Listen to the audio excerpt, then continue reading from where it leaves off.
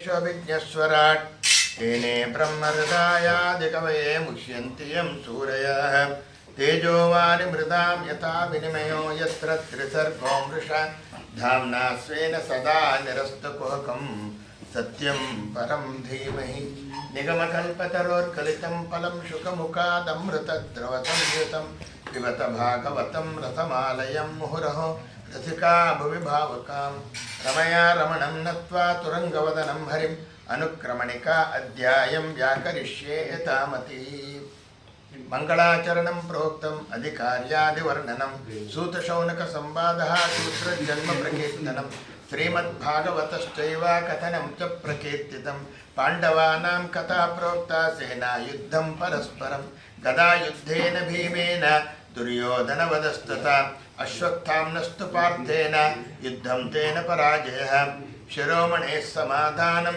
कृष्णेनैव तमोचनं पाण्डवागमनं भीष्म स्तुतिरत्रैव कीर्तिता देहत्यागस्तु भीष्मस्य धर्मराज्यस्य पालनं कृष्णस्य संस्तुतिः कुन्त्या कृता भक्त्यात्र कीर्तिता द्वारकागमनं पश्चात् उत्तरागर्भपालनं देहत्यागस्तु सम्प्रोक्तो गान्धारे धृतराष्ट्रयो प्रलापश्चैव पार्थानां यदुनाशस्ततः परं स्वर्गप्राप्तिः पाण्डवानां राज्यप्राप्तिः परीक्षितः तदुत्पत्तिसमाख्यानं दिग्जये कलिनिग्रह मृगयागमनं प्रोक्तं विप्रशापः ततः परं भागीरथ्यां प्रवेशश्च शुकस्यागमनं ततः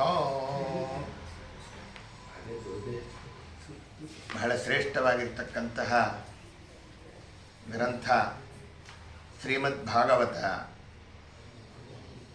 ಭಾಗವತ ಮಹಿಮಾ ವರ್ಣನೆ ಮಾಡೋದಕ್ಕೆ ಬ್ರಹ್ಮದೇವರಿಗೂ ಸಂಪೂರ್ಣ ಸಾಧ್ಯ ಇಲ್ಲ ಅಂತಾರೆ.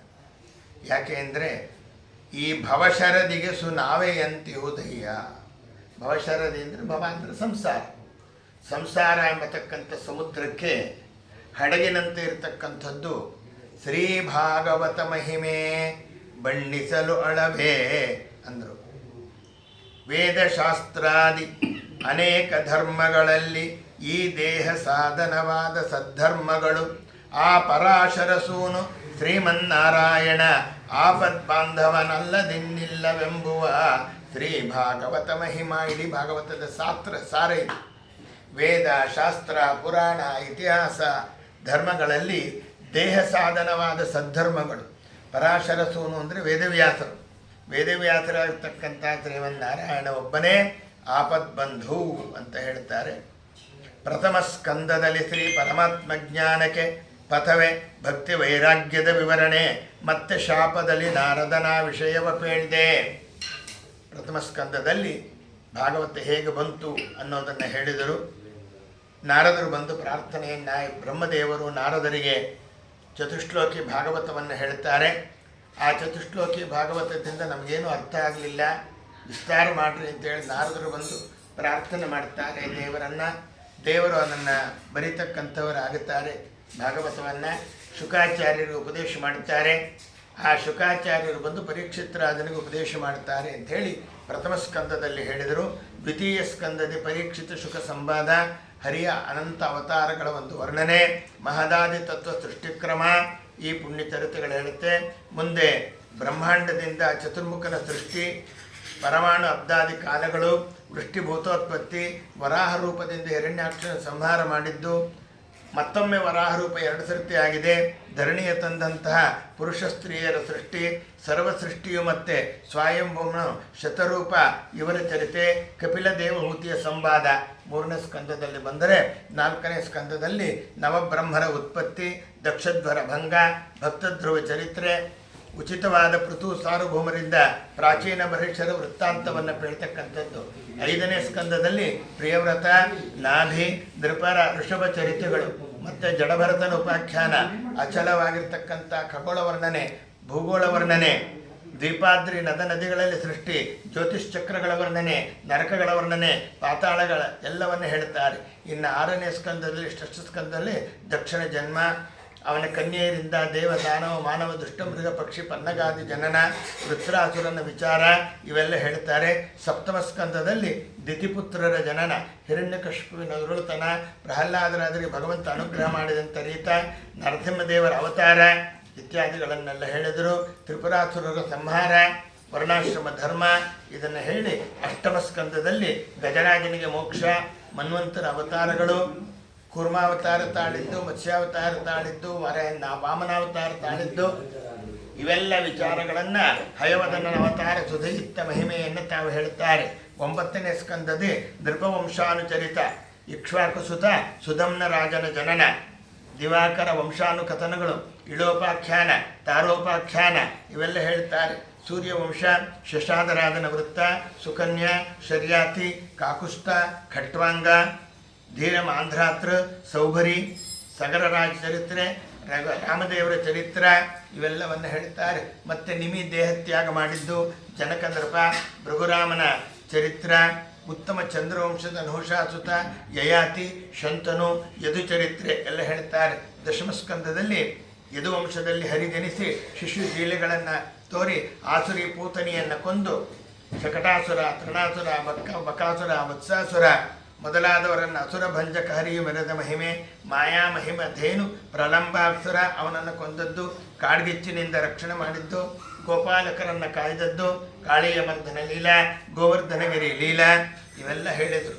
ಗೋಪಸ್ತ್ರೀಯರ ಚರಿತ್ರ, ಗೋವರ್ಧನೋದ್ಧಾರಣ, ಶಂಖಚೂಡ ವಧೆ, ಅರಿಷ್ಟಕೇಶಿಯ ನಿಧನ, ಭೂಪನೆದುರಲ್ಲಿ ಜಟ್ಟಿ ಮುಷ್ಟಿಕರ ಕೊಂದು ಕಂಸವಧೆ ಮಾಡಿ ಗುರುಸುತನನ್ನು ತೋರ್ದ, ಜರೆಯ ಸೇನೆಯ ಜಯಿಸಿ ಕಾಲಯವನನ್ನು ಕೊಂದು ಪಾರಿಜಾತ ತಂದು ರುಕ್ಮಿಣಿಯ ಪಡೆದು ಹರಿಸಿ ಬಾಣನ ತೋಳ ನರಕಾಸುರನ ಗೆದ್ದು ಸೆರೆ ಬಿಡಿಸಿ ರಾಜಕನ್ಯೆಯರನ್ನು ಕಾಯ್ದ, ಶಿಶುಪಾಲ, ದಂತವಕ್ರ, ಪೌಂಡ್ರಕ, ಸಾಲ್ವ, ಶಂಬರ ವಿವಿಧ ಮುರಾಸುರರೆಲ್ಲರನ್ನು ನಾಶಪಡಿಸಿ ಕಾಶೀಪುರವನ್ನು ದಹನ ಮಾಡಿ ಪಾಂಡವರನ್ನು ಕಾಯ್ದಂಥ ಮಹಿಮಾ, ಭೂಭಾರವನ್ನು ಹಿಡಿದು ಕೌರವ ಪಾಂಡವರಲ್ಲಿ ಕ್ರೂರ ಯುದ್ಧ ಕುರುಕ್ಷೇತ್ರದಲ್ಲಿ ಮಾಡಿಸಿ ಅಭಯನಂದಕ ಪಾಂಡುನಂದನರಿಂದ ಸದ್ಧರ್ಮವನ್ನು ಸ್ಥಾಪನೆ ಮಾಡಿದಂಥ ಕೃಷ್ಣನ ಚರಿತ್ರೆ. ಏಕಾದಶ ಸ್ಕಂದದಲ್ಲಿ ಯಾದವರೆಲ್ಲರೂ ಸಹ ಭೂಸುರರ ಒಂದು ಶಾಪದಿ ಯುದ್ಧವನ್ನು ತಾವು ಮಾಡ್ತಾರೆ ಎಂಬತಕ್ಕಂಥ ವಿಚಾರವನ್ನು ತಾವು ಹೇಳಿದರು. ಆದ್ಯ ಕಥಾ ಪ್ರಸಕ್ತಿ ಏಕಾದಶ ಸ್ಕಂದ ಎಂಬತಕ್ಕಂಥದ್ದು 10 ಸ್ಕಂದಗಳಾಗಿದೆ.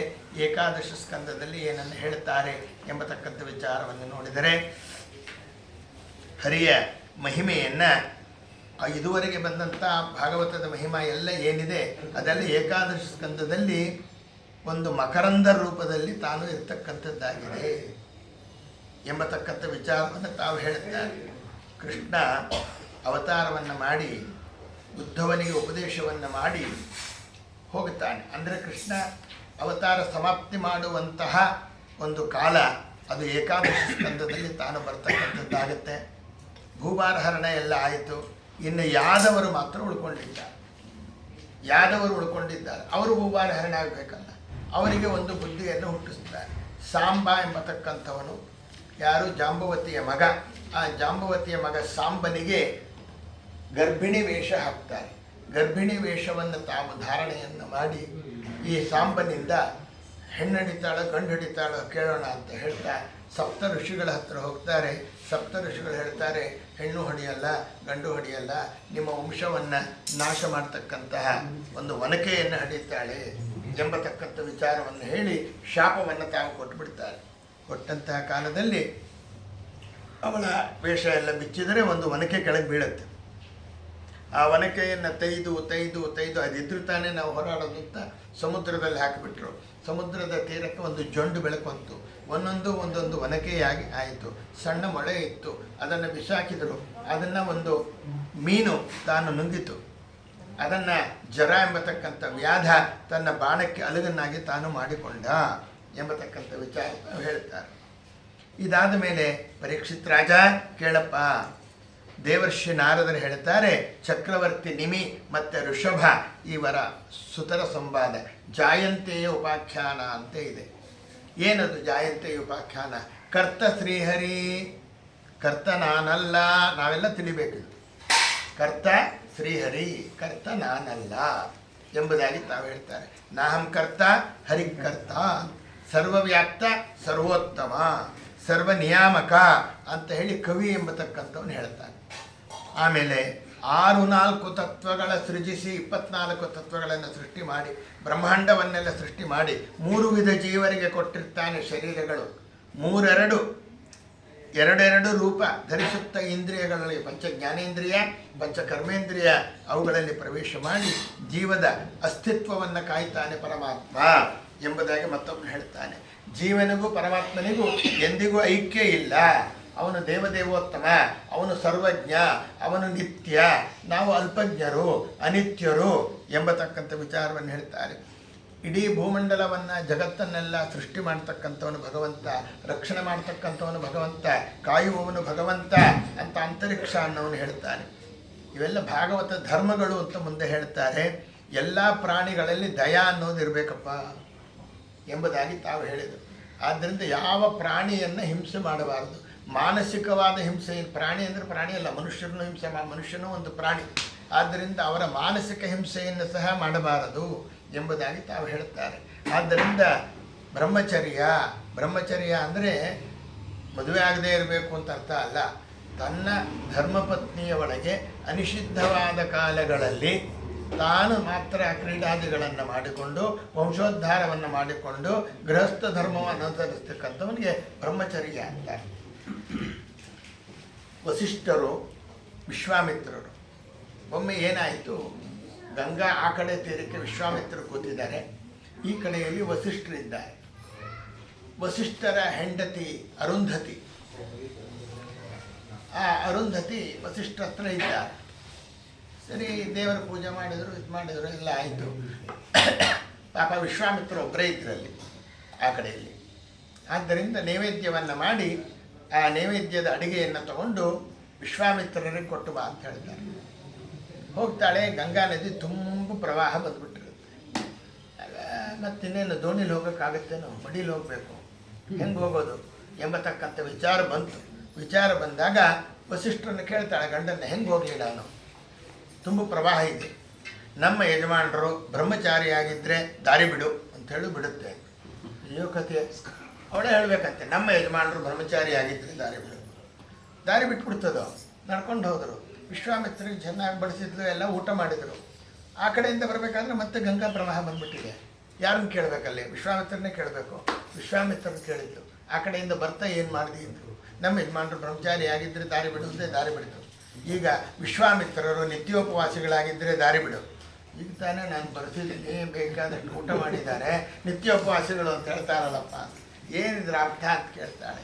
ಆಗ ಹೇಳ್ತಾರೆ, ಅನಿಷಿದ್ಧವಾದ ಕಾಲಗಳಲ್ಲಿ ತನ್ನ ಒಂದು ಧರ್ಮಪತ್ನಿಯೊಡನೆ ತಾನು ವಂಶಾಭಿವೃದ್ಧಿಯನ್ನು ಮಾಡೋಕ್ಕೆ ಕ್ರೀಡಾದಿಗಳನ್ನು ಮಾಡಿಕೊಂಡು ಮನೆಯಲ್ಲಿ ಅತಿಥಿ ಯಜ್ಞ ಭೂತಯಜ್ಞ ಇವೆಲ್ಲವನ್ನು ತಾನು ಮಾಡಿಕೊಂಡು ಯಾರು ಇರ್ತಾನೆ ಅವನು ನಿತ್ಯ ಬ್ರಹ್ಮಚಾರಿ. ಅದಕ್ಕೆ ಬ್ರಹ್ಮಚರ್ಯ ಅಂತ ಹೆಸರು. ಅದಾದ ಮೇಲೆ ಹೇಳ್ತಾರೆ, ತಾಳುವಿಕೆಗಂತನ್ಯ ತಪವೂ ಇಲ್ಲ. ಇದು 30 ಭಾಗವತ ಧರ್ಮ ಹೇಳ್ತಾ ಇರೋದು. ತಾಳುವಿಕೆ ಎಂಬುದಾಗಿ ಬೇಕು. ಯಾಕೆಂತಂದರೆ ಪೇಷನ್ಸ್ ಅದು ತುಂಬ ಇಂಪಾರ್ಟೆಂಟ್ ಆಗಿರೋದು ನಮಗೆ. ಆದ್ದರಿಂದ ಹುಟ್ಟಿದ ಕೂಡಲೇ ಎಲ್ಲನೂ ಏನೂ ಆಗೋದಿಲ್ಲ ಎಂಬುದಾಗಿ ತಾವು ಹೇಳ್ತಾರೆ. ಆದ್ದರಿಂದ ತಾಳಿದವನು ಬಾಳಿಯಾನು ಅಂತ ನಮ್ಮಲ್ಲಿ ಒಂದು ಗಾದೆನೇ ಬಂದಿದೆ. ತಪಸ್ಸು ಅಂದರು. ತಪಸ್ಸು ಅಂದರೆ ಎಲ್ಲೋ ಹಿಮಾಲಯಕ್ಕೆ ಹೋಗಿ ತಪಸ್ಸು ಮಾಡ್ತಾ ಕೂತ್ಕೋ ಅಂತ ಅರ್ಥ ಅಲ್ಲ. ಮತ್ತು ತದ್ದಿ ತಪಃ ಸದಾ ಭಗವತ್ ಚಿಂತನೆಯಲ್ಲಿ ಇದ್ದರೆ ಅದೇ ತಪಸ್ಸು. ನೀವು ಯಾವುದಾದ್ರೂ ದೇಹಕ್ಕೆ ಏನು ಮಾಡಿಸ್ತಾ ಇದ್ದಾನೆ ಸಾಧನ ದೇವರು ಅಂತ ಕೇಳ್ತಾರೆ ಕೆಲವರು. ಸಾಧನ ಅಂದರೆ ಕೆಲವರಿಗೆ ಹಾಡು ಹೇಳೋದ್ರಿಂದ ಸಾಧನ ಭಗವತ್ ಸ್ಮರಣೆ ಬರ್ತದೆ, ಕೆಲವರಿಗೆ ಧ್ಯಾನ ಮಾಡೋದ್ರಿಂದ ಭಗವಂತ ಸ್ಮರಣೆ ಬರುತ್ತೆ, ಕೆಲವರಿಗೆ ಪೂಜೆ ಮಾಡೋದ್ರಿಂದ ಭಗವಂತ ಸ್ಮರಣೆ ಬರುತ್ತೆ, ಕೆಲವರಿಗೆ ಪಾಠ ಪ್ರವಚನ ಮಾಡೋದ್ರಿಂದ ಭಗವಂತನ ಸ್ಮರಣೆ ಬರುತ್ತೆ. ಯಾರಿಗೆ ಯಾವುದರ ಮೂಲಕ ಭಗವತ್ ಸ್ಮರಣೆ ಬರುತ್ತೋ ಅದೇ ತಪಸ್ಸು ಎಂಬುದಾಗಿ ತಾವು ಹೇಳ್ತಾರೆ. ಆದರೆ ತಪ ಅಂದರೆ ಆಲೋಚನೆ ಅಂತ. ಆಲೋಚನೆ ಅಂದರೆ ಯಾರ ಆಲೋಚನೆ? ಭಗವಂತನ ಆಲೋಚನೆ ಅಂತ. ಇನ್ನು ಮೌನ ಅಂದರೆ ಭಗವತ್ ಸಂಬಂಧವಾದ ವಿಚಾರಗಳನ್ನು ಬಿಟ್ಟು, ಭಗವತ್ ಭಕ್ತರ ಸಂಬಂಧವಾದ ವಿಚಾರಗಳನ್ನು ಬಿಟ್ಟು ಬೇರೆ ಯಾವುದನ್ನು ಮಾತನಾಡದೇ ಇರೋದಕ್ಕೆ ಮೌನ ವ್ರತ ಮಾಡ್ತೀವಿ ಅಂತ ಸುಮ್ಮನೆ ಎಲ್ಲ ಕೂತ್ಕೊಂಡ್ಬಿಟ್ಟು ಎಲ್ಲ ಬರೆದು ಕೊಡೋದಲ್ಲ, ಹಂಗೆ ಮಾಡಿರಿ ಹಿಂಗೆ ಮಾಡಿರಿ ಅಂತ ಬರ್ಕೊಡೋದಲ್ಲ, ಮೆಸೇಜ್ ಕಳಿಸೋದಲ್ಲ. ಆದ್ದರಿಂದ ಮೌನವ್ರತ ಅಂತಂದರೆ ಭಗವಂತನನ್ನು ಸ್ಮರಣೆಯನ್ನು ಬಿಟ್ಟು ಅನ್ಯ ದೇವತೆಗಳ ಅಂದರೆ ಅನ್ಯ ವಿಚಾರಗಳ ಕಡೆ ಮನಸ್ಸು ಹಾಕದೇ ಇರೋದು. ಇನ್ನು ವೇದಾಧ್ಯಯನ, ಅಹಿಂಸೆ, ಆಯಿತಾ, ಹರಿಮಹಿಮಾ ಜ್ಞಾನ, ಸಹನೆ, ಆಮೇಲೆ ಸುಖ ದುಃಖಗಳಲ್ಲಿ ಸುಖ ಆಗಲಿ ದುಃಖ ಆಗಲಿ ಭಗವಂತ ನೀನು ಕೊಟ್ಟಿದ್ದಪ್ಪ, ಸುಖವಾಗಲಿ ದುಃಖವಾಗಲಿ ಸಖ ನೀನಾಗಿರು ಪಾಂಡುರಂಗ ಅಂದಂಗೆ ಶ್ರೀಹರಿಯಲ್ಲಿ ಏಕಾಂತ ಚಿಂತನೆ ಮಾಡೋದು. ಸತ್ಯ, ಶಮ, ದಮ ಅಂದರೆ ಇಂದ್ರಿಯ ನಿಷ್ಠತೆ ಅಂತನ್ನೋದು, ಇಂದ್ರಿಯ ನಿಗ್ರಹ ಅಂತನ್ನೋದು, ಭಗವಂತನಲ್ಲಿ ನಿಷ್ಠ ಇಡೋದು. ಹಿರಿ ಆಮೇಲೆ ಶ್ರವಣ ಕೀರ್ತನ, ಶ್ರವಣಂ ಕೀರ್ತನಂ ವಿಷ್ಣು ಸ್ಮರಣಂ ಪಾದಸೇವನಂ ಅರ್ಚನಂ ವಂದನಂ ದಾಸ್ಯಂ ಸಖ್ಯಂ ಆತ್ಮನಿವೇದನಂ. ಇವತ್ತು 30 ವಿಧವಾದ ಭಾಗವತ ಧರ್ಮಗಳು. ಬುದ್ಧಿಪೂರ್ವಕ ಧರ್ಮಾಚರಣೆ ಸಿದ್ಧಿಸುತ್ತೆ, ಜ್ಞಾನ ಕೊಡುತ್ತೆ, ಭಕ್ತಿಯನ್ನು ಉದ್ಧಾರ ಮಾಡುತ್ತೆ. ಭವದಿಂದಲೆಂದನ ಪ್ರಬುದ್ಧ ಅದ್ವೈತವೆಲ್ಲವೂ ಪುಸಿ ಎಂದು ಶುದ್ಧ ತತ್ವಜ್ಞಾನ ಆಗಿ ಅನಿರುದ್ಧನು ನೆಲೆಸುವನು ಹೃದಯ ಕಮಲದಲ್ಲಿ. ನಾನೇ ದೇವರು ಅಂದರೆ ನೆಲೆಸೋದು ಯಾರಿಲ್ಲ. ನಾನೇ ದೇವರಾದರೆ ನಮ್ಮ ಒಳಗೆ ದೇವರಿದ್ದಾನೆ ಅಂತ ಹೇಳೋಕ್ಕೆ ಅವಕಾಶವೇ ಇಲ್ಲ. ಅದಕ್ಕೋಸ್ಕರ ಹರಿಯೇ ಪ್ರಕೃತಿ ಅಂತಂದರೆ ನರಕವಾಗತ್ತೆ ಎಂದರು. ಅಂದ್ರೇನು ಅಂತಂದರೆ ನಮ್ಮಲ್ಲಿ ಹರಿ ಕಾರಣ, ಜಗತ್ತಿನ ಸೃಷ್ಟಿಗೆ ಹರಿ ಕಾರಣ. ಆದರೆ ಅನ್ಯ ಮತದಲ್ಲಿ ಹೇಳ್ತಾರೆ ಹರಿಯೇ ಜಗತ್ತಾಗಿ ಪರಿವರ್ತನೆಯನ್ನು ಹೊಂದಿದ್ದಾನೆ. ಖಂಡಿತ ಇಲ್ಲ. ಉಪಾದಾನ ಕಾರಣ, ನಿಮಿತ್ತ ಕಾರಣ ಅಂತ ಎರಡು. ಈಗ ಅನ್ನವನ್ನು ಮಾಡಿದರೆ, ಅನ್ನವನ್ನು ಮಾಡಿದಾಗ ಅಕ್ಕಿ ಇತ್ತು, ಅಕ್ಕಿನೇ ಅನ್ನ ಆಯಿತು, ಅದು ಉಪಾದಾನ ಕಾರಣ. ಆದರೆ ಅಕ್ಕಿಗೆ ಉಪಯೋಗಿಸಿರ್ತಕ್ಕಂಥ ತಪ್ಪೆಲೆ ಮಾಡ್ತಕ್ಕಂಥ ವ್ಯಕ್ತಿ ಅವನು ನಿಮಿತ್ತ ಕಾರಣ. ವ್ಯಕ್ತಿಯೇ ಅನ್ನ ಆಗಲಿಲ್ಲ, ಅಕ್ಕಿ ಅನ್ನ ಆಗಿತ್ತು. ಭಗವಂತನೇ ಪ್ರಕೃತಿ ಜಗತ್ತಾಗಲಿಲ್ಲ, ಭಗವಂತ ನಿಮಿತ್ತ ಕಾರಣ. ಪ್ರಕೃತಿಯಿಂದ ಜಗತ್ತನ್ನು ನಿರ್ಮಾಣವನ್ನು ಮಾಡಿದ. ಹೀಗೆ ಹೇಳಬೇಕು. ಭಗವಂತನೇ ಜಗತ್ತಾದ ಅಂದರೆ ನರಕ ಆಗುತ್ತದೆ ಎಂಬುದಾಗಿ ಹೇಳಿದರು. ಸೂತ್ರನಾಮಕ ವಾಯುವಿನ ಕರ್ಮಗಳು ತತ್ವಾಭಿಮಾನಿ ಸುರರಲ್ಲಿ ಇದೆ. ಎಲ್ಲ ಕಣ್ಣಲ್ಲಿ, ಕಿವಿಯಲ್ಲಿ, ಮೂಗಲ್ಲಿ, ಪ್ರತಿಯೊಂದು ಇಂದ್ರಿಯಗಳಲ್ಲಿ ಇಂದ್ರಿಯಾಭಿಮಾನಿ ದೇವತೆಗಳು ಇದ್ದಾರೆ. ಆ ಇಂದ್ರಿಯಾಭಿಮಾನಿ ದೇವತೆಗಳ ಒಳಗೆ ಮುಖ್ಯ ಪ್ರಾಣ ದೇವರಿದ್ದಾರೆ. ಆ ಮುಖ್ಯ ಪ್ರಾಣ ದೇವರ ಒಳಗೆ ಅದೇ ಹೆಸರಿನಿಂದ ಭಗವಂತ ಇದ್ದಾನೆ ಎಂಬುದಾಗಿ ತಿಳಿದುಕೊಂಡು ಸಕಲವು ಅವನ ವ್ಯಾಪಾರ ಅಂತ ಹರಿಯ ಪ್ರೀತಿಯಾಗಲಿ ಅಂತ ಪರಿಪರಿಯ ಕಾರ್ಯಗಳನ್ನು ಮಾಡಿಕೊಳ್ಬೇಕಪ್ಪ ಎಂಬುದಾಗಿ ಹೇಳ್ತಾರೆ. ಆದ್ದರಿಂದ ಎಲ್ಲಕ್ಕಿಂತ ಹೆಚ್ಚಾಗಿ ಗುರುಪ್ರಸಾದೋ ಬಲವಾನ್. ಏನು ನೀವು ಕಾರ್ಯ ಮಾಡಬೇಕಾದ್ರೂ ಶ್ರೀ ಗುರುಭ್ಯೋ ನಮಃ ಅಂತ ಶುರು ಮಾಡ್ತೀರಿ. ಆದ್ದರಿಂದ ಗುರುಗಳ ಉಪದೇಶದಿಂದ ಪ್ರತಿಮೆಗಳನ್ನು ಪೂಜಿಸಿದರೆ ಊರದಲ್ಲಿ ಗೋಚರಿಸುವನು ಶ್ರೀಹರಿಯು ಎಂಬುದಾಗಿ ಹೇಳ್ತಾರೆ. ಗುರುಗಳು ಅಂತಂದರೆ ಯಾರು? ಗು ಶಬ್ದಶ್ಚ ಅಂಧಕಾರ, ರು ಶಬ್ದ ತನ್ನಿವಾರಕ ಅಂತ. ಗು ಅಂದರೆ ಅಜ್ಞಾನದ ಅಂಧಕಾರ, ರಾ ಅಂತಂದರೆ ಅದರ ನಿವಾರಣೆ ಮಾಡೋವನು. ಯಾರನ್ನು ಗುರುಗಳು ಅಂತ ಸ್ವೀಕಾರವನ್ನು ಮಾಡಬೇಕು ಎಂಬುದಾಗಿ ಹೇಳಿದರೆ ಮೊಟ್ಟ ಮೊದಲ ಗುರು ತಾಯಿ ಎಂದರು, ಆಮೇಲೆ ತಂದೆ ಎಂದರು, ಆಮೇಲೆ ನಿನಗೆ ಮತ್ತೆ ಯಾರು ಬೋಧನೆ ಮಾಡ್ತಾರೆ ವಿದ್ಯೆಯನ್ನು ಆ ಗುರು ಎಂಬತಕ್ಕಂಥ ವಿಚಾರ ಹೇಳಿದರು. ಆಮೇಲೆ ಮದುವೆಯನ್ನು ಮಾಡಿಕೊಡ್ತಕ್ಕಂಥ ಮಾವ ಅವನು ಗುರುವಿನ ಸ್ಥಾನದಲ್ಲಿ ಬರ್ತಾನೆ ಅಂತಂದರು. ಯಾತಕ್ಕೆ ಅಂತಂದರೆ ಋಣ ಪರಿಹಾರ ಮಾಡೋಕ್ಕೆ, ನಮ್ಮ ವಂಶೋದ್ಧಾರ ಮಾಡಿ ಮೂರು ಋಣ ಬರುತ್ತೆ, ದೇವಋಣ, ಋಷಿ ಋಣ, ಪಿತೃಋಣ. ಆ ಪಿತೃಋಣವನ್ನು ಪರಿಹಾರ ಮಾಡೋಕ್ಕೋಸ್ಕರ ಸಹಾಯ ಮಾಡಿದವನು, ಅದಕ್ಕೆ ಅವನನ್ನು ಗುರುಸ್ಥಾನದಲ್ಲಿ ನೋಡು ಅಂದರು. ಆಮೇಲೆ ನಮಗೆ ಉಪದೇಶ ಮಾಡಿದ ವಿದ್ಯೋಪದೇಶ, ಆಧ್ಯಾತ್ಮ ವಿದ್ಯಾ ಉಪದೇಶ ಮಾಡಿದಂಥ ಗುರುಗಳು, ಅಂಕಿತೋಪದೇಶ ಮಾಡಿದಂಥವರು ಇವರು. ಇದಾದ ಮೇಲೆ ಮತ್ತೆ ನಮ್ಮ ಮಠದ ಪರಂಪರೆ, ನಮ್ಮ ಹಿರಿಯರು ಯಾವ ಪರಂಪರೆ, ಉತ್ತರಾದಿ ಮಠ ಇರ್ಬೋದು, ವ್ಯಾಸರಾದಿ ಮಠ ಇರ್ಬೋದು, ಯಾವ ಪರಂಪರೆಯಲ್ಲಿ ಬಂದಿರ್ತಾರೆ ಅವ್ರನ್ನೆಲ್ಲ ಗುರುಗಳು ಅನ್ನೋದು. ಅವರಾದ ಮೇಲೆ ಈ ಅಪರೋಕ್ಷ ಜ್ಞಾನಿಗಳಾಗಿರ್ತಕ್ಕಂತಹ ರಾಘವೇಂದ್ರ ಸ್ವಾಮಿಗಳು, ವ್ಯಾಸರಾದರು, ಇವರೆಲ್ಲ ಗುರುಗಳ ಸ್ಥಾನೀಯ. ಇವರೆಲ್ಲರಿಗೂ ಆದಿಗುರು ಯಾರು? ನಮ್ಮ ಶ್ರೀಮದಾಚಾರ್ಯರು, ಜಗದ್ಗುರುಗಳು. ಸಾರಿರೋ ಡಂಗೂರವ ನಮ್ಮ ಭಾರತೀ ರಮಣ ವಾಯುವೇ ಜಗದ್ಗುರುವೆಂದು ಸಾರಿರೋ ಡಂಗೂರವ ಅಂತಾರೆ ಎಂಬುದಾಗಿ ತಾವೆ. ಆದ್ದರಿಂದ ಅವ್ರನ್ನ ಗುರು ಅಂತೂ ಸ್ವೀಕಾರ ಮಾಡಬೇಕು. ಶ್ರೀಮನ್ಮಧ್ವಮತೆ ಹರಿಪರತರಃ ಸತ್ಯಂ ಜಗತ್ತತ್ವತೋ ಭಿನ್ನ ಜೀವಗಣಾ ಹರೇರನುಚರಾ ನೀಚೋಚ್ಚ ಭಾವಂಗತಃ ಮುಕ್ತಿರ್ನೈಜ ಸುಖಾನುಭೂತಿರಮಲ ಭಕ್ತಿಶ್ಚ ತತ್ಸಾಧನಂ ಯಕ್ಷಾದಿ ತ್ರಿತಯಂ ಅಖಿಲಂ ಆಮ್ನಾಯೈಕ ವೇದ್ಯೋ ಹರಿ ಅಂತ ಹೇಳ್ತಾರೆ. ಇನ್ನು 4 ಯುಗಗಳಲ್ಲಿ ಭಗವಂತ 4 ವರ್ಣಗಳಲ್ಲಿ ಇರ್ತಾನೆ. ಕೃತಿಯುಗದಲ್ಲಿ ಶ್ವೇತವರ್ಣ, ತ್ರೇತಾಯುಗದಲ್ಲಿ ರಕ್ತವರ್ಣ, ದ್ವಾಪರ ಯುಗದಲ್ಲಿ ನೀಲವರ್ಣ, ಕಲಿಯುಗದಲ್ಲಿ ಕೃಷ್ಣವರ್ಣ. ಈ ರೀತಿಯಲ್ಲಿ ತಾನಿರ್ತಾನಪ್ಪ ಎಂಬುದಾಗಿ ತಾವು ಹೇಳ್ತಾರೆ. ಒಳ್ಳೆ ಬುದ್ಧಿವಂತರಿಂದ ಅರ್ಚನೆಯನ್ನು ಸ್ವೀಕಾರವನ್ನು ತಾನು ಮಾಡತಕ್ಕಂಥವನಾಗುತ್ತಾನೆ. ಇನ್ನು ಧ್ಯಾನವು ಕೃತಯುಗದಿ, ಯಜನಯಜ್ಞವು ತ್ರೇತಾಯುಗದಿ, ದಾನವಾಂತಕನ ಅರ್ಚನೆಯು ದ್ವಾಪರ ಯುಗದಿ ಎಂಬುದಾಗಿ ತಾವು ಹೇಳ್ತಾರೆ. ಆ ರೀತಿಯಲ್ಲಿ ಮಾಡಬೇಕಪ್ಪ ಎಂಬುದಾಗಿ ತಾವು ಹೇಳಿದರು. ಅದೆಲ್ಲ ಬಹಳ ಕಷ್ಟ ರೀ. ಧ್ಯಾನ ಮಾಡೋದು ಅಂದ್ರೇನು? 2 ಕಣ್ಣುಗಳನ್ನು ಮುಚ್ಚಿಕೊಳ್ತಾರೆ. 2 ಕಣ್ಣುಗಳನ್ನು ಮುಚ್ಚಿಕೊಂಡು ಅಕ್ಷಿಗಳನ್ನು ಮುಚ್ಚಿ ಅಂತರ್ಚಕ್ಷುಗಳನ್ನು ಬಿಚ್ಚಿ ಉರದಲ್ಲಿ ಈಕ್ಷಿಸುತ್ತಾ ಬಿಂಬಮೂರುತಿಯನ್ನು ದ್ರಕ್ಷಾರಿ ಪರಿವಾರ ತ್ಯಜಿಸಿ ಅಕ್ಷಯಾಂತಕನ ಭಜಿಸಿ ಪಕ್ಷಿವಾಹನನ ಸ್ಮರಿಸುವುದೇ ಧ್ಯಾನ. ಅಕ್ಷಿಗಳನ್ನು ಮುಚ್ಚಿ 2 ಕಣ್ಣು ಮುಚ್ಕೊಳ್ತೀವಿ. ಯಾಕೆ? ಹೊರಗಡೆ ಏನೂ ಕಾಣಬಾರ್ದು ಅಂತ. ಒಳಗಡೆಯಲ್ಲಿ ಆ ದೃಷ್ಟಿ ಬೀಳಬೇಕು. ಇಲ್ಲಿ ಸೂರ್ಯ ಇರ್ತಾನೆ, ಇಲ್ಲಿ ಚಂದ್ರ ಇರ್ತಾನೆ, ಒಳಮುಖವಾಗಿ ಬೀಳಬೇಕು. ಹೃದಯ ಕಮಲ ಮೊಗ್ಗಿನಂತೆ ಇರುತ್ತೆ, ಅದು ಅರಳಬೇಕು. ಕಮಲದ ಹೂವು ಅರಳಬೇಕಾದ್ರೆ 1000 ಕ್ಯಾಂಡಲ್ ಬಲ್ಪ್ ಹಾಕ್ತೀನಿ ಅಂದರೆ ಅರಳಲ್ಲ, ಅದಕ್ಕೆ ಸೂರ್ಯೋದಯನೇ ಆಗಬೇಕು. ಹಾಗೆ ಈ ಸೂರ್ಯನ ಬೆಳಕು ಒಳಗಡೆ ಬೀಳಬೇಕು, ಅದು ಅರಳಬೇಕು. ಅದು ಅರಳಿದಾಗ ಹೃದಯ ಕಮಲ ಅರಳುತ್ತೆ. ಅಲ್ಲಿ ಅಗ್ನಿಮಂಡಲ, ಅಲ್ಲಿ ಸೂರ್ಯಮಂಡಲ, ಅಲ್ಲಿ ಚಂದ್ರಮಂಡಲ, ಅಲ್ಲಿ ಭಾರತೀಯರ ಒಂದು ಮುಖ್ಯ ಪ್ರಾಣ, ಅವನೊಳಗೆ ಯಾವುದೋ ಒಂದು ಬಿಂಬ ಬರುತ್ತೆ. ಕಣ್ಣು ಮುಚ್ಚಿದ್ರೆ ನೀವು ಊರಲ್ಲಿರೋದೆಲ್ಲ ಕಾಣುತ್ತೆ, ಇದು ಯಾವುದೂ ಕಾಣಲ್ಲ. ಯಾಕೆ? ನಮ್ಮ ಪರಿಸರ ಆಗಿದೆ ಇವತ್ತು. ಕಣ್ಣು ಬಿಟ್ಟರೆ ಎದುರುಗಡೆ ವ್ಯಾಸಪೀಠ ಕಾಣುತ್ತೆ, ಎದುರುಗಿಟ್ಟಿರೋ ದೇವರು ಕಾಣುತ್ತೆ. ಕಣ್ಣು ಮುಚ್ಚಿದ್ರೆ ಊರಲ್ಲಿರೋದು ಏನೇನೋ ಕಾಣುತ್ತೆ. ಇನ್ನೊಂದು, ನೀವು ಧ್ಯಾನ ಮಾಡಬೇಕಾದ್ರೆ ಇಲ್ಲದೆ ಇದ್ದಿದ್ದ ಆಲೋಚನೆ ಬರೋದು ಅಲ್ವಾ. ಈಗಂತ ಮೊಬೈಲ್ಗಳು ಬಂದು ಧ್ಯಾನ ಮಾಡ್ತಾ ಇದ್ದಾಗಲೇ ನೀವು ರಿಂಗ್ ಆಗೋದು, ಯಾರು ನೋಡಿ ಹೋಗ್ತೀರಿ, ಬಹಿರ್ಮುಖರಾಗ್ತೀರಿ, ಇವೆಲ್ಲ ಆಗ್ತಕ್ಕಂಥದ್ದು ಉಂಟು. ಆದ್ದರಿಂದ ಭಗವಂತ ಇದಕ್ಕೆ ಒಲಿತಕ್ಕಂಥವನಲ್ಲ ಎಂಬುದಾಗಿ ತಾವು ಹೇಳುತ್ತಾರೆ.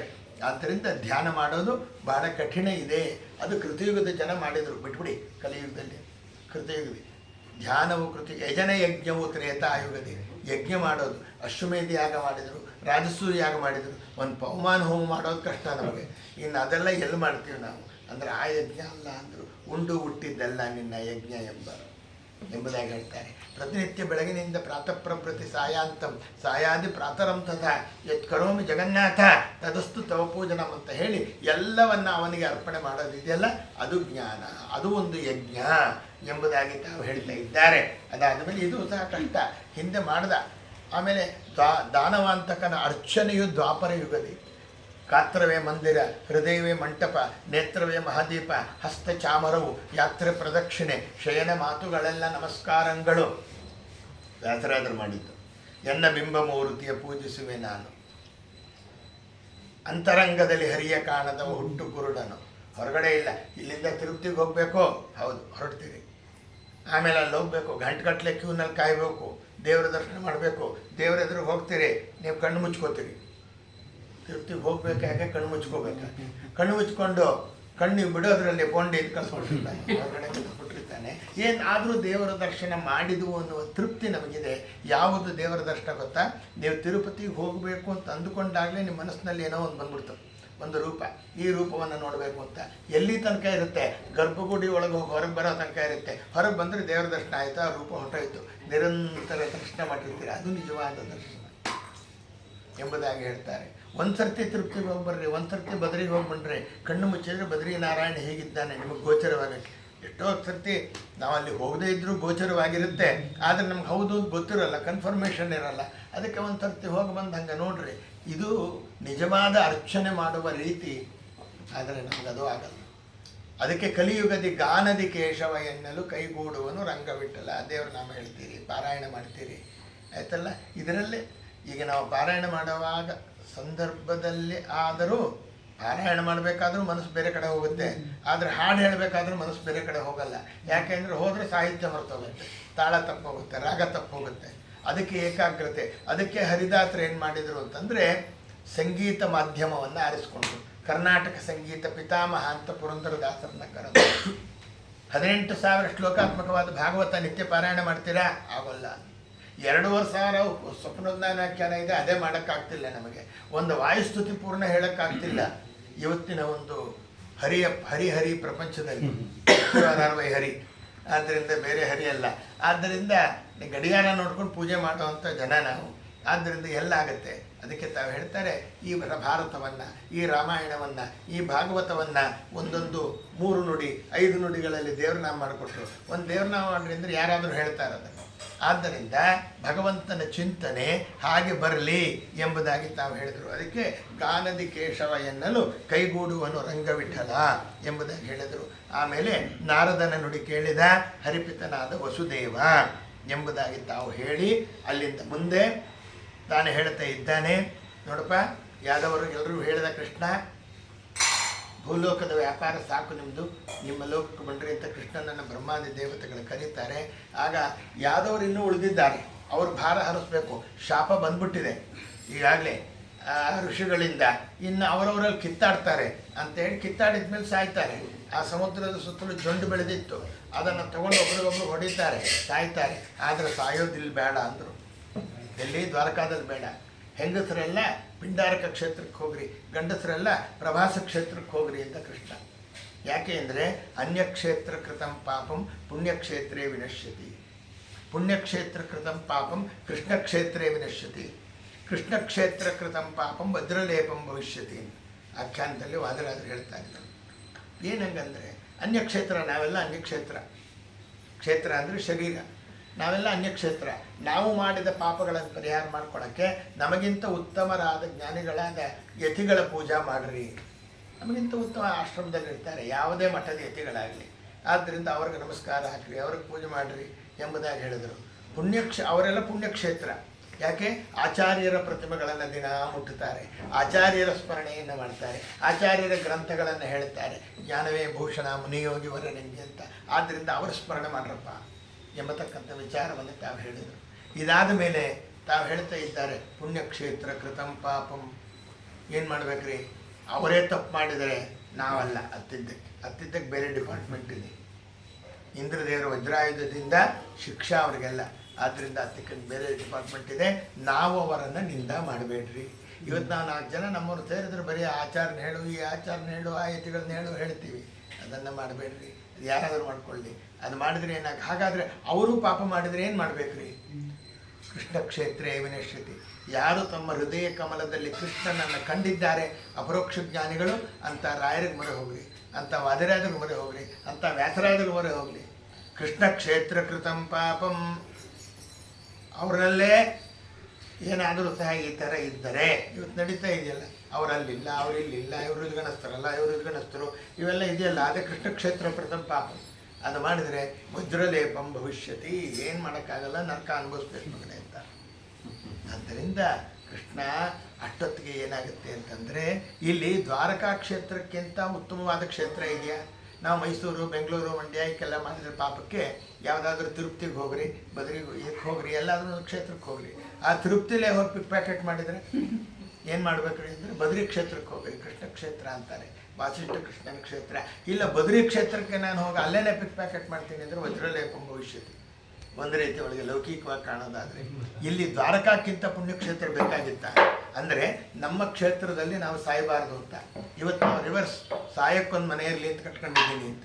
ಆದ್ದರಿಂದ ಪ್ರವಾಸ ಕ್ಷೇತ್ರಕ್ಕೆ ನೀವು ಹೋಗ್ರಿ, ಪಿಂಡಾರಕ ಕ್ಷೇತ್ರಕ್ಕೆ ಹೋಗ್ರಿ ಅಂತೇಳಿ ಅಲ್ಲಿ ಪುರುಷ ಸ್ತ್ರೀಯರನ್ನು ಕರೆಸ್ತಾನೆ. ಆಮೇಲೆ ಉದ್ಧವ ಅತಿ ವಿನಯದಿಂದ ಬರ್ತಾನೆ. ಸ್ವಾಮಿ, ನೀನೆಲ್ಲೋ ಪರಂಧಾಮಕ್ಕೆ ತರಳು ಅಂತೀಯ, ಆದ್ದರಿಂದ ನೀನಿರೋವಾಗ ನಾನು ನಿಮ್ಮನ್ನು ಕೇಳ್ತಾ ಇದ್ದೀನಿ, ಏನಾದರೂ ಬೇಕಾದರೆ. ಇನ್ನು ಮೇಲೆ ನಾನು ಯಾರನ್ನು ಕೇಳಲಿ?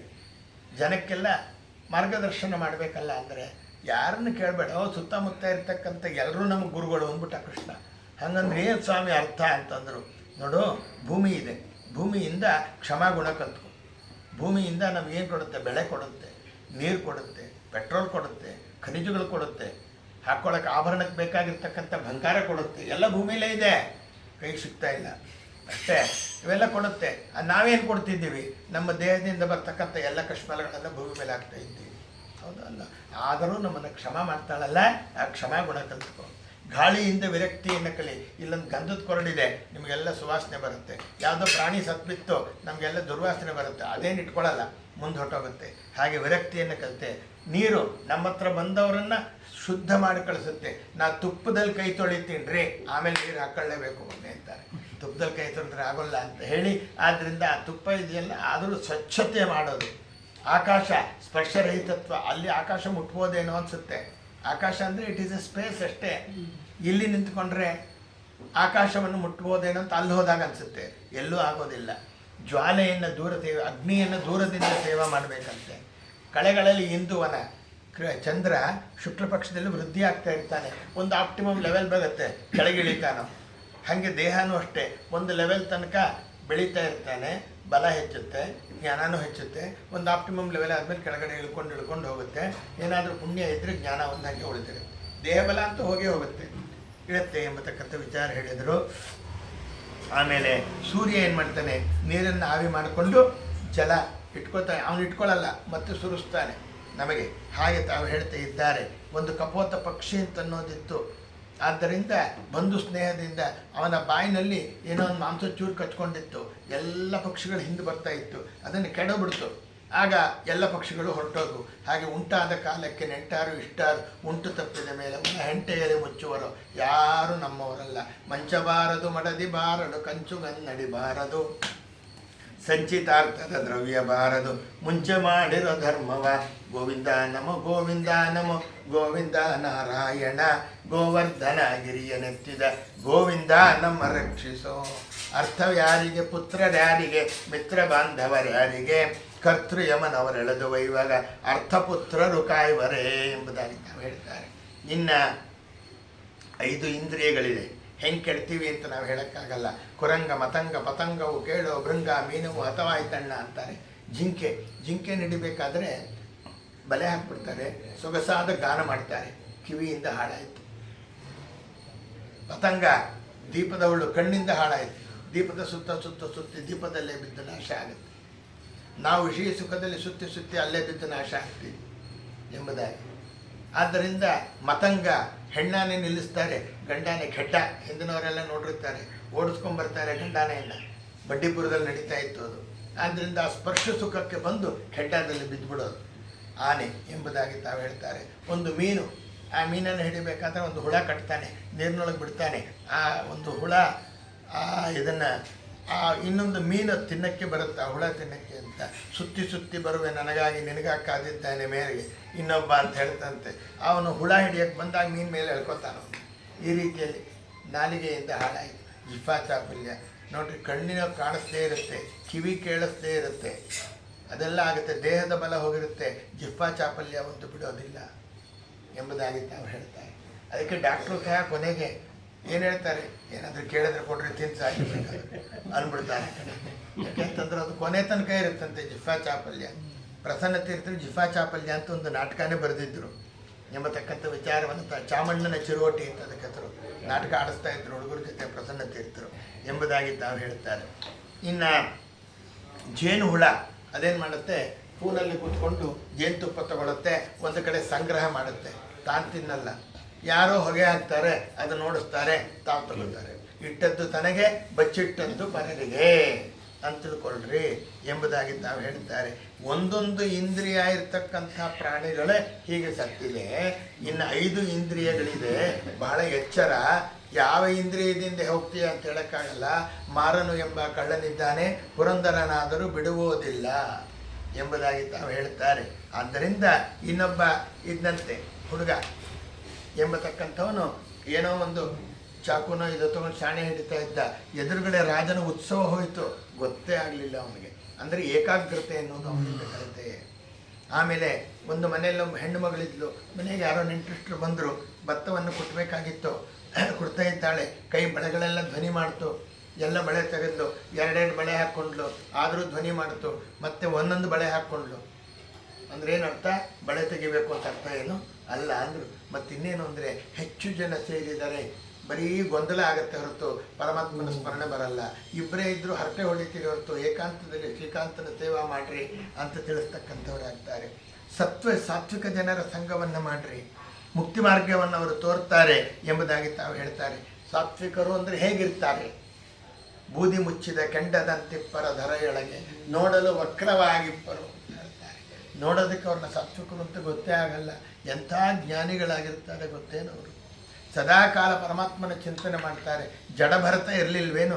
ಹಾಗೆ ಕಂಡ ಕಡೆಯಲ್ಲಿ ಪುಂಡರೀಕಾಕ್ಷನ ಕಂಡು ಬಂಡುಣಿ ಎಂದದೆ ನಿರುತದಲ್ಲಿ ಪಾಡುತ್ತಾರೆ.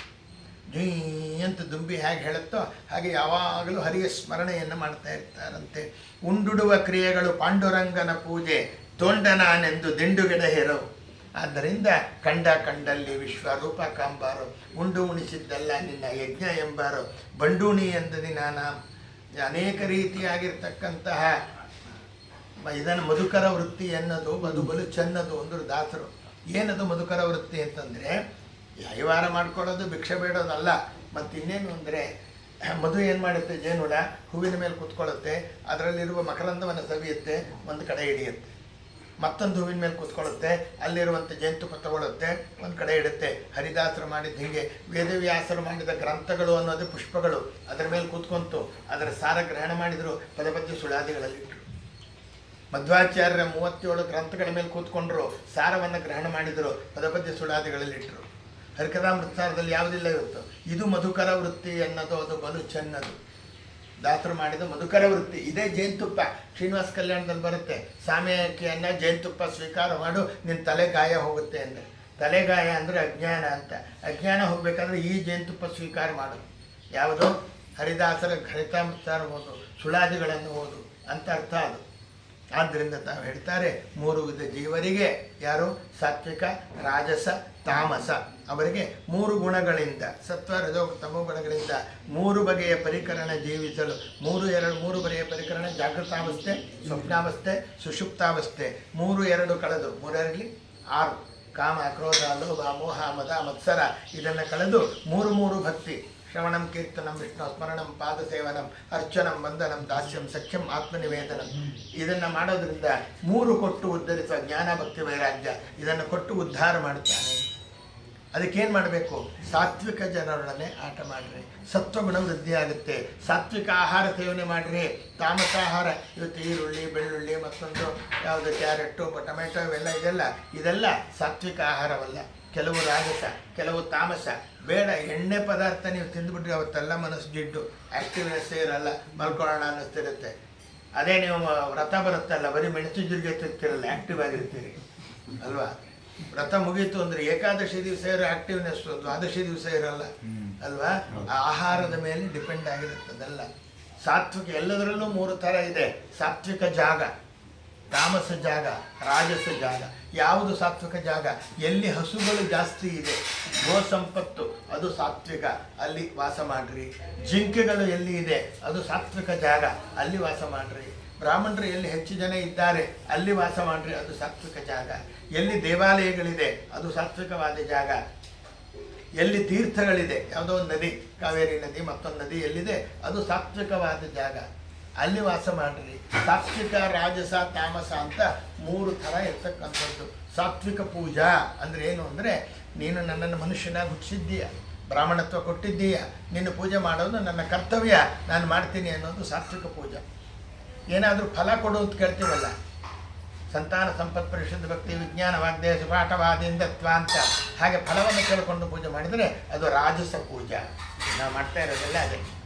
ಒಂದು 50 ರೂಪಾಯಿ ಕೊಟ್ಟು ಅಭಿಷೇಕ ಮಾಡಿಸ್ಲಿಕ್ಕಿಲ್ಲ, ನನ್ನ ಹೆಸರು, ಹೆಂಡತಿ ಹೆಸರು, ಮಗಳ ಹೆಸರು, ಮೊಮ್ಮಕ್ಕಳ ಹೆಸರು ಎಲ್ಲ ಹೇಳಿ ಇಷ್ಟುತ್ತ ಹೇಳಿ ದುಷ್ಟಗ್ರಹ ಪೀಡಾ ಪರಿಹಾರಾರ್ಥಂ, ನವಗ್ರಹ ಪೀಡಾ ಪರಿಹಾರಾರ್ಥಂ ಪಂಚಾಮೃತ ಅಭಿಷೇಕವ ಅಹಂ ಕರಿಷ್ಯ. ಪಾಪ ಇಷ್ಟಕ್ಕೆಷ್ಟೆಲ್ಲ ಮಾಡ್ಬೇಕವ. ನೋಡ್ರಿ, ಹಿಂಗೆ ಹೇಳ್ತೀವಿ, ಮೊದಲೇ ಫಲ ಕೇಳ್ತೀವಿ ನಾವು, ಅದು ರಾಜಸ ಪೂಜಾ.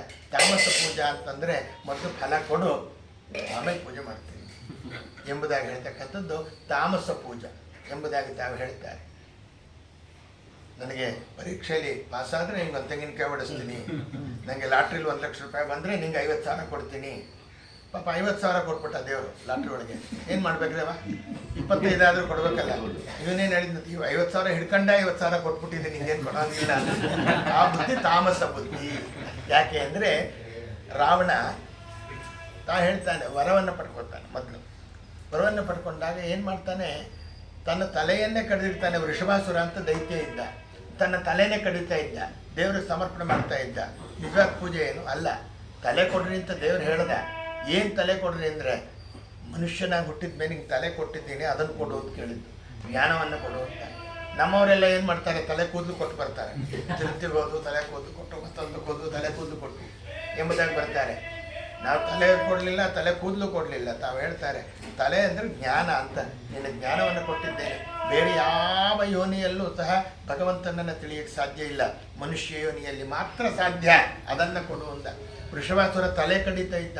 ದೇವರ ಪೂಜೆ ಮಾಡಬೇಕಾದ್ರೆ ಏನಾದರೂ ಚೂಪಾದ ಪದಾರ್ಥ ಸಿಕ್ಕಿ ಒಂಚೂರು ರಕ್ತ ಬಂದ್ಬಿಡ್ತು ಅಂತ ಇಟ್ಕೊಳ್ರಿ, ಮತ್ತೆ ಸ್ನಾನ ಮಾಡಬೇಕು, ಮಡಿ ಹೋಯಿತು, ಮೈಲಿಗೆ ಆಯಿತು ಅಂಥದ್ರಲ್ಲಿ ತಲೆ ಕಡಿದ್ರೆ ಅದು ತಾಮಸ ಪೂಜಾ ಅಂತ ಹೇಳ್ತಾರೆ. ಆಮೇಲೆ ದೇವರು ಪ್ರತ್ಯಕ್ಷ, ಬ್ರಹ್ಮದೇವರು ಪ್ರತ್ಯಕ್ಷ ಆಗ್ತಾರೆ ಭಗವಂತ. ಆದಾಗ ಏನು ಕೇಳ್ದ ಅಂತಂದರೆ, ನಾನು ಕಳ್ಕೊಂಡಿದ್ದ ತಲೆ ಎಲ್ಲ ವಾಪಸ್ ಕೊಡು ಅಂತ.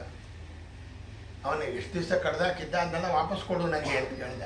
5,000 ವರ್ಷ ತಪಸ್ ಮಾಡಿದ್ದಾನೆ. ಶ್ರೀನಿವಾಸ ಕಲ್ಯಾಣದಲ್ಲಿ ಬರುತ್ತೆ. ಆದ್ದರಿಂದ ಇಂಥ ತಾಮಸ ಪೂಜೆಯನ್ನು ಶ್ರೀಹರಿ ಸ್ವೀಕಾರ ಮಾಡಲ್ಲ. ಸಮ್ಮತವಾಗಿದ್ದ ಪೂಜೆಯ ಕೈಗೊಂಬ. ಹರಿವಾಯುಗಳಿಗೆ ಸಮ್ಮತವಾಗಿರುವಂಥ ಪೂಜೆ ನಾವು ಮಾಡಬೇಕು. ಇವತ್ತೇನು ದೊಡ್ಡದಾಗಿ ಆಡಂಬರ ಮಾಡ್ತಾರೆ, ಕೂಡ್ತಾರೆ. ನೋಡ್ತಾ ಇದ್ದೀರಿ, ಗಣಪತಿನ ಕೂಡಿಸ್ತಾರೆ, ಬಾಯಿ ಬಂದ ಸುರಾಪಾನ ಮಾಡಿರ್ತಾರೆ, ಏನು ಡಮ್ ಡಮ್ ಡಮ್ ಡಮ್ ಹೊಡಿತಾರೆ, ಕುಣಿತಾರೆ. ಯಾವ ದೇವರು ಮೆಚ್ಚುತ್ತಾನೆ ಇದರಿಂದ? ಖಂಡಿತವಾಗಿ ಯಾರು ಮೆಚ್ಚತಕ್ಕಂಥ ಮೆಚ್ಚನಯ್ಯ ಹರಿ ಮೆಚ್ಚನಯ್ಯ, ಅದನ್ನೇ ದಾಸರ ತಾವು ಹೇಳಿದ್ದು. ಆದ್ದರಿಂದ ಭಕ್ತಿಗೆ ನಾನು ಒಲಿತಕ್ಕಂಥವನು. ಯುಕುತಿಯಿಂದ ಆಚರಿಸ್ತಕ್ಕಂಥ ದಾನ ಸ್ನಾನ ಕರ್ಮ ಇವೆಲ್ಲ ಬಿಡಬೇಕೇನ್ರಿ?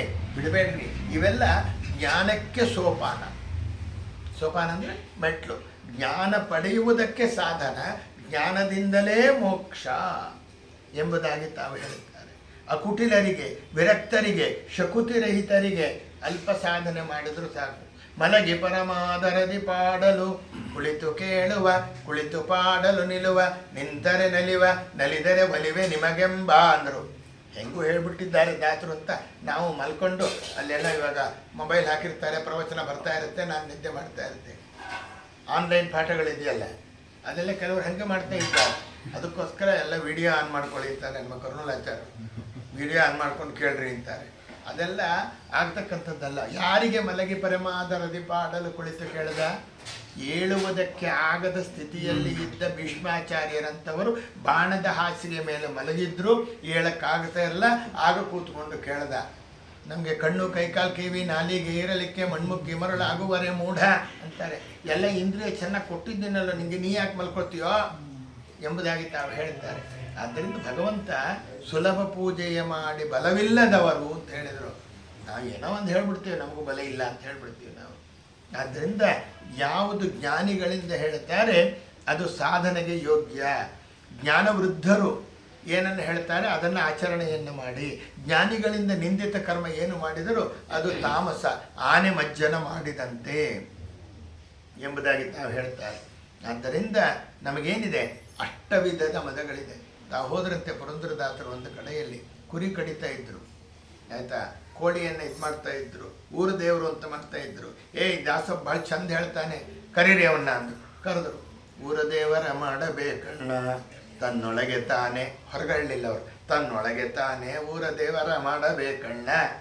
ಊರ ದೇವರ ಮಾಡಿರೆಂದು ಸಾರುತ್ತಿವೆ ಶ್ರುತಿ ಇರುಳು ಹಗಲು, ದ್ವಾರಗಳೊಂಬತ್ತು ಮುಚ್ಚಿ ನಿಲ್ಲಿಸಿ ಭ್ರೂ ಮಧ್ಯದೆ ಊರ ದೇವರ ಮಾಡಬೇಕಣ್ಣ. ಅವ್ರಿಗೇನು ಅರ್ಥ ಆಗಬೇಕು? ಊರ ದೇವರು ಅಂದ್ರೆ ಅಷ್ಟೇ ಖುಷಿ ಆಯ್ತು ಅವರಿಗೆ. ಕುರಿಯೆಲ್ಲ ಕಡೆ ಅಷ್ಟವಿಧದ ಕುರಿಗಳನ್ನು ಅಟ್ಟಿ ತಿರುಗುವ ಕೋಳಿಯನ್ನು ಕುಟ್ಟಿ ಚೂರಿ ಹಾಕುತ್ತಲಿ ಊರ ದೇವರ ಮಾಡಬೇಕಣ್ಣ.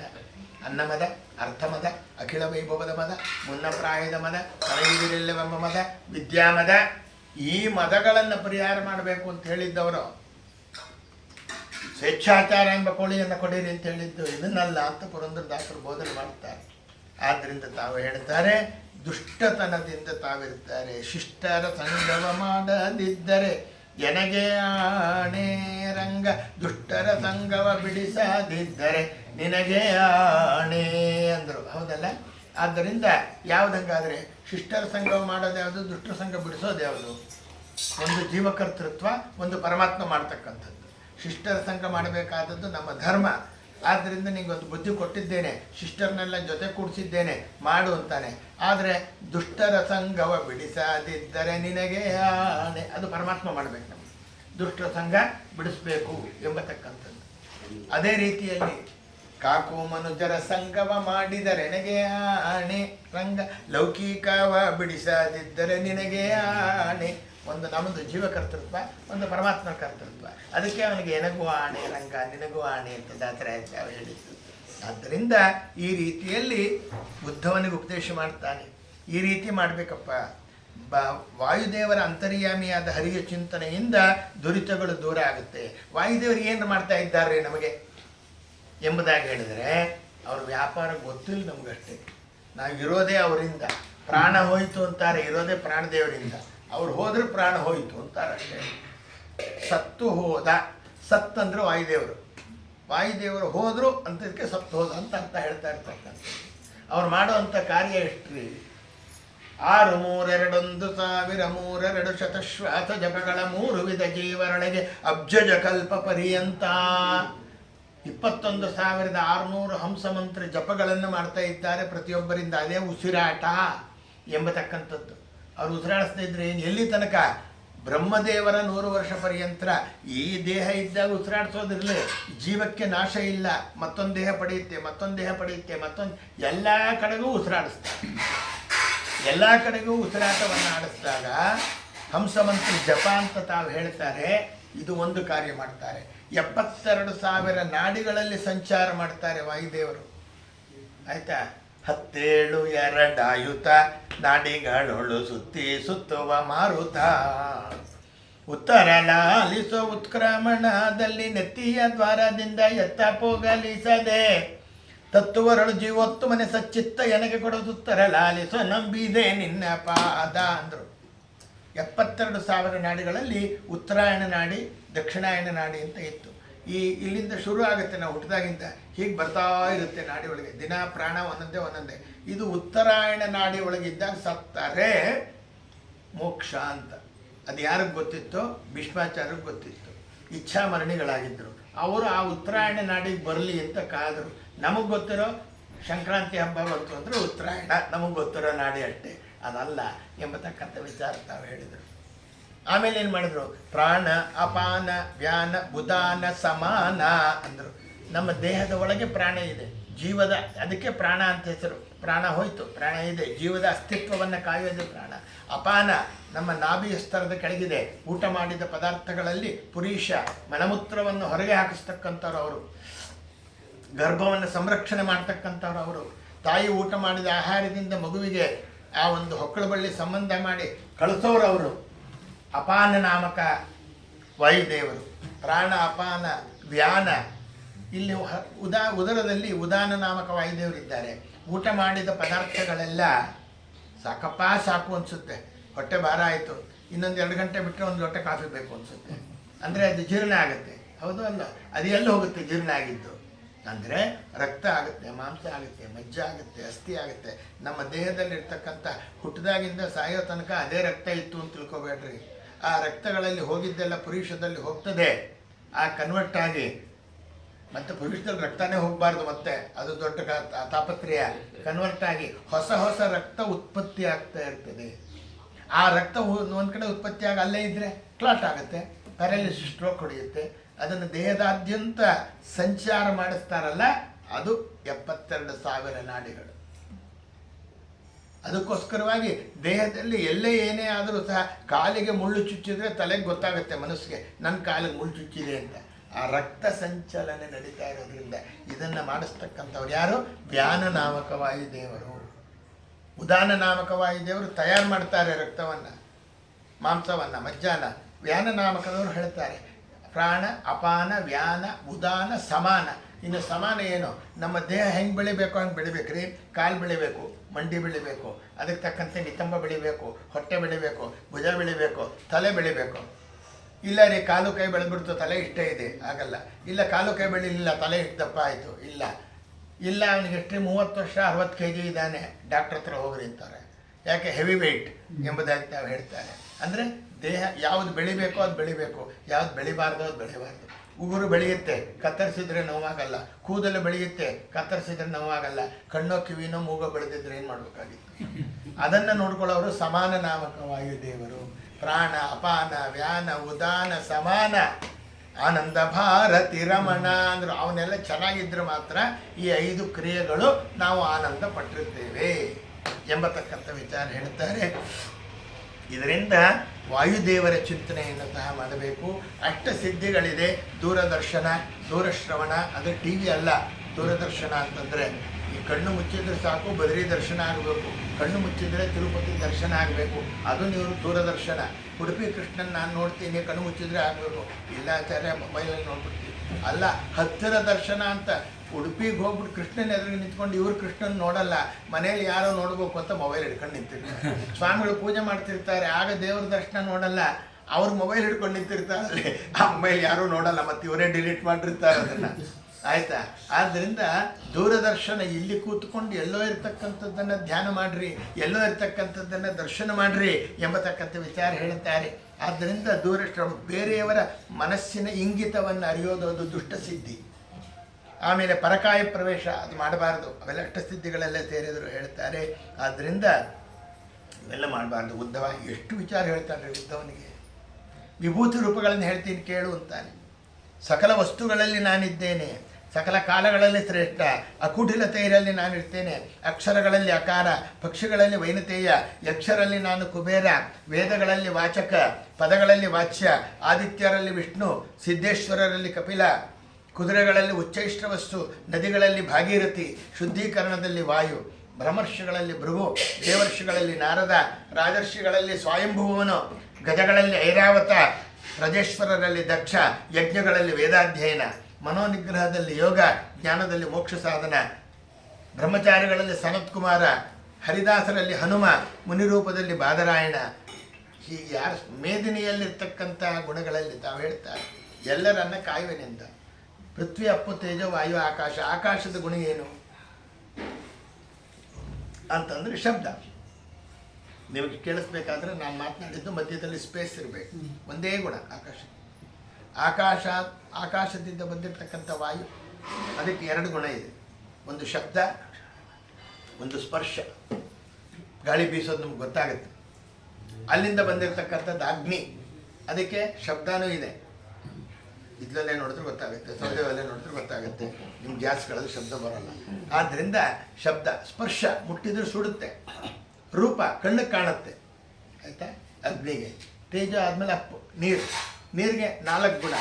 ಶಬ್ದ ಇದೆ, ಮಳೆ ಬರ್ತಾ ಇದ್ರೆ ಬರೋರ ಶಬ್ದ ಕೇಳುತ್ತಲ್ಲ. ಆದ್ದರಿಂದ ಶಬ್ದ ಇದೆ, ರೂಪ ಇದೆ, ಕಣ್ಣಿಗೆ ಕಾಣಿಸ್ತಾ ಇದೆ, ಸ್ಪರ್ಶ ಇದೆ, ಮುಟ್ಬೋದು. ಇದ್ರ ಜೊತೆ ರಸ, ಬಾಯಿಗೆ ಹಾಕೋತೀರಿ. ಅಗ್ನಿ ರಸ ಬಾಯಿಗೆ ಹಾಕ್ಕೊಳ್ಳೋಕ್ಕಾಗಲ್ಲ. ಇದು ರಸ ಬಾಯಿಗೆ ಹಾಕೋತೀರಿ, ಹೌದಲ್ಲ? ಆದರೆ ಇನ್ನು ಪೃಥ್ವಿ, ಅದಕ್ಕೆ 4 ಗುಣ ಇದೆ, 5 ಗುಣ ಇದೆ. ಯಾಕೆ ಅಂದರೆ ಶಬ್ದ ಇದೆ, ಭೂಕಂಪ ಆದರೆ ಢಮ್ ಅನ್ನುತ್ತೆ.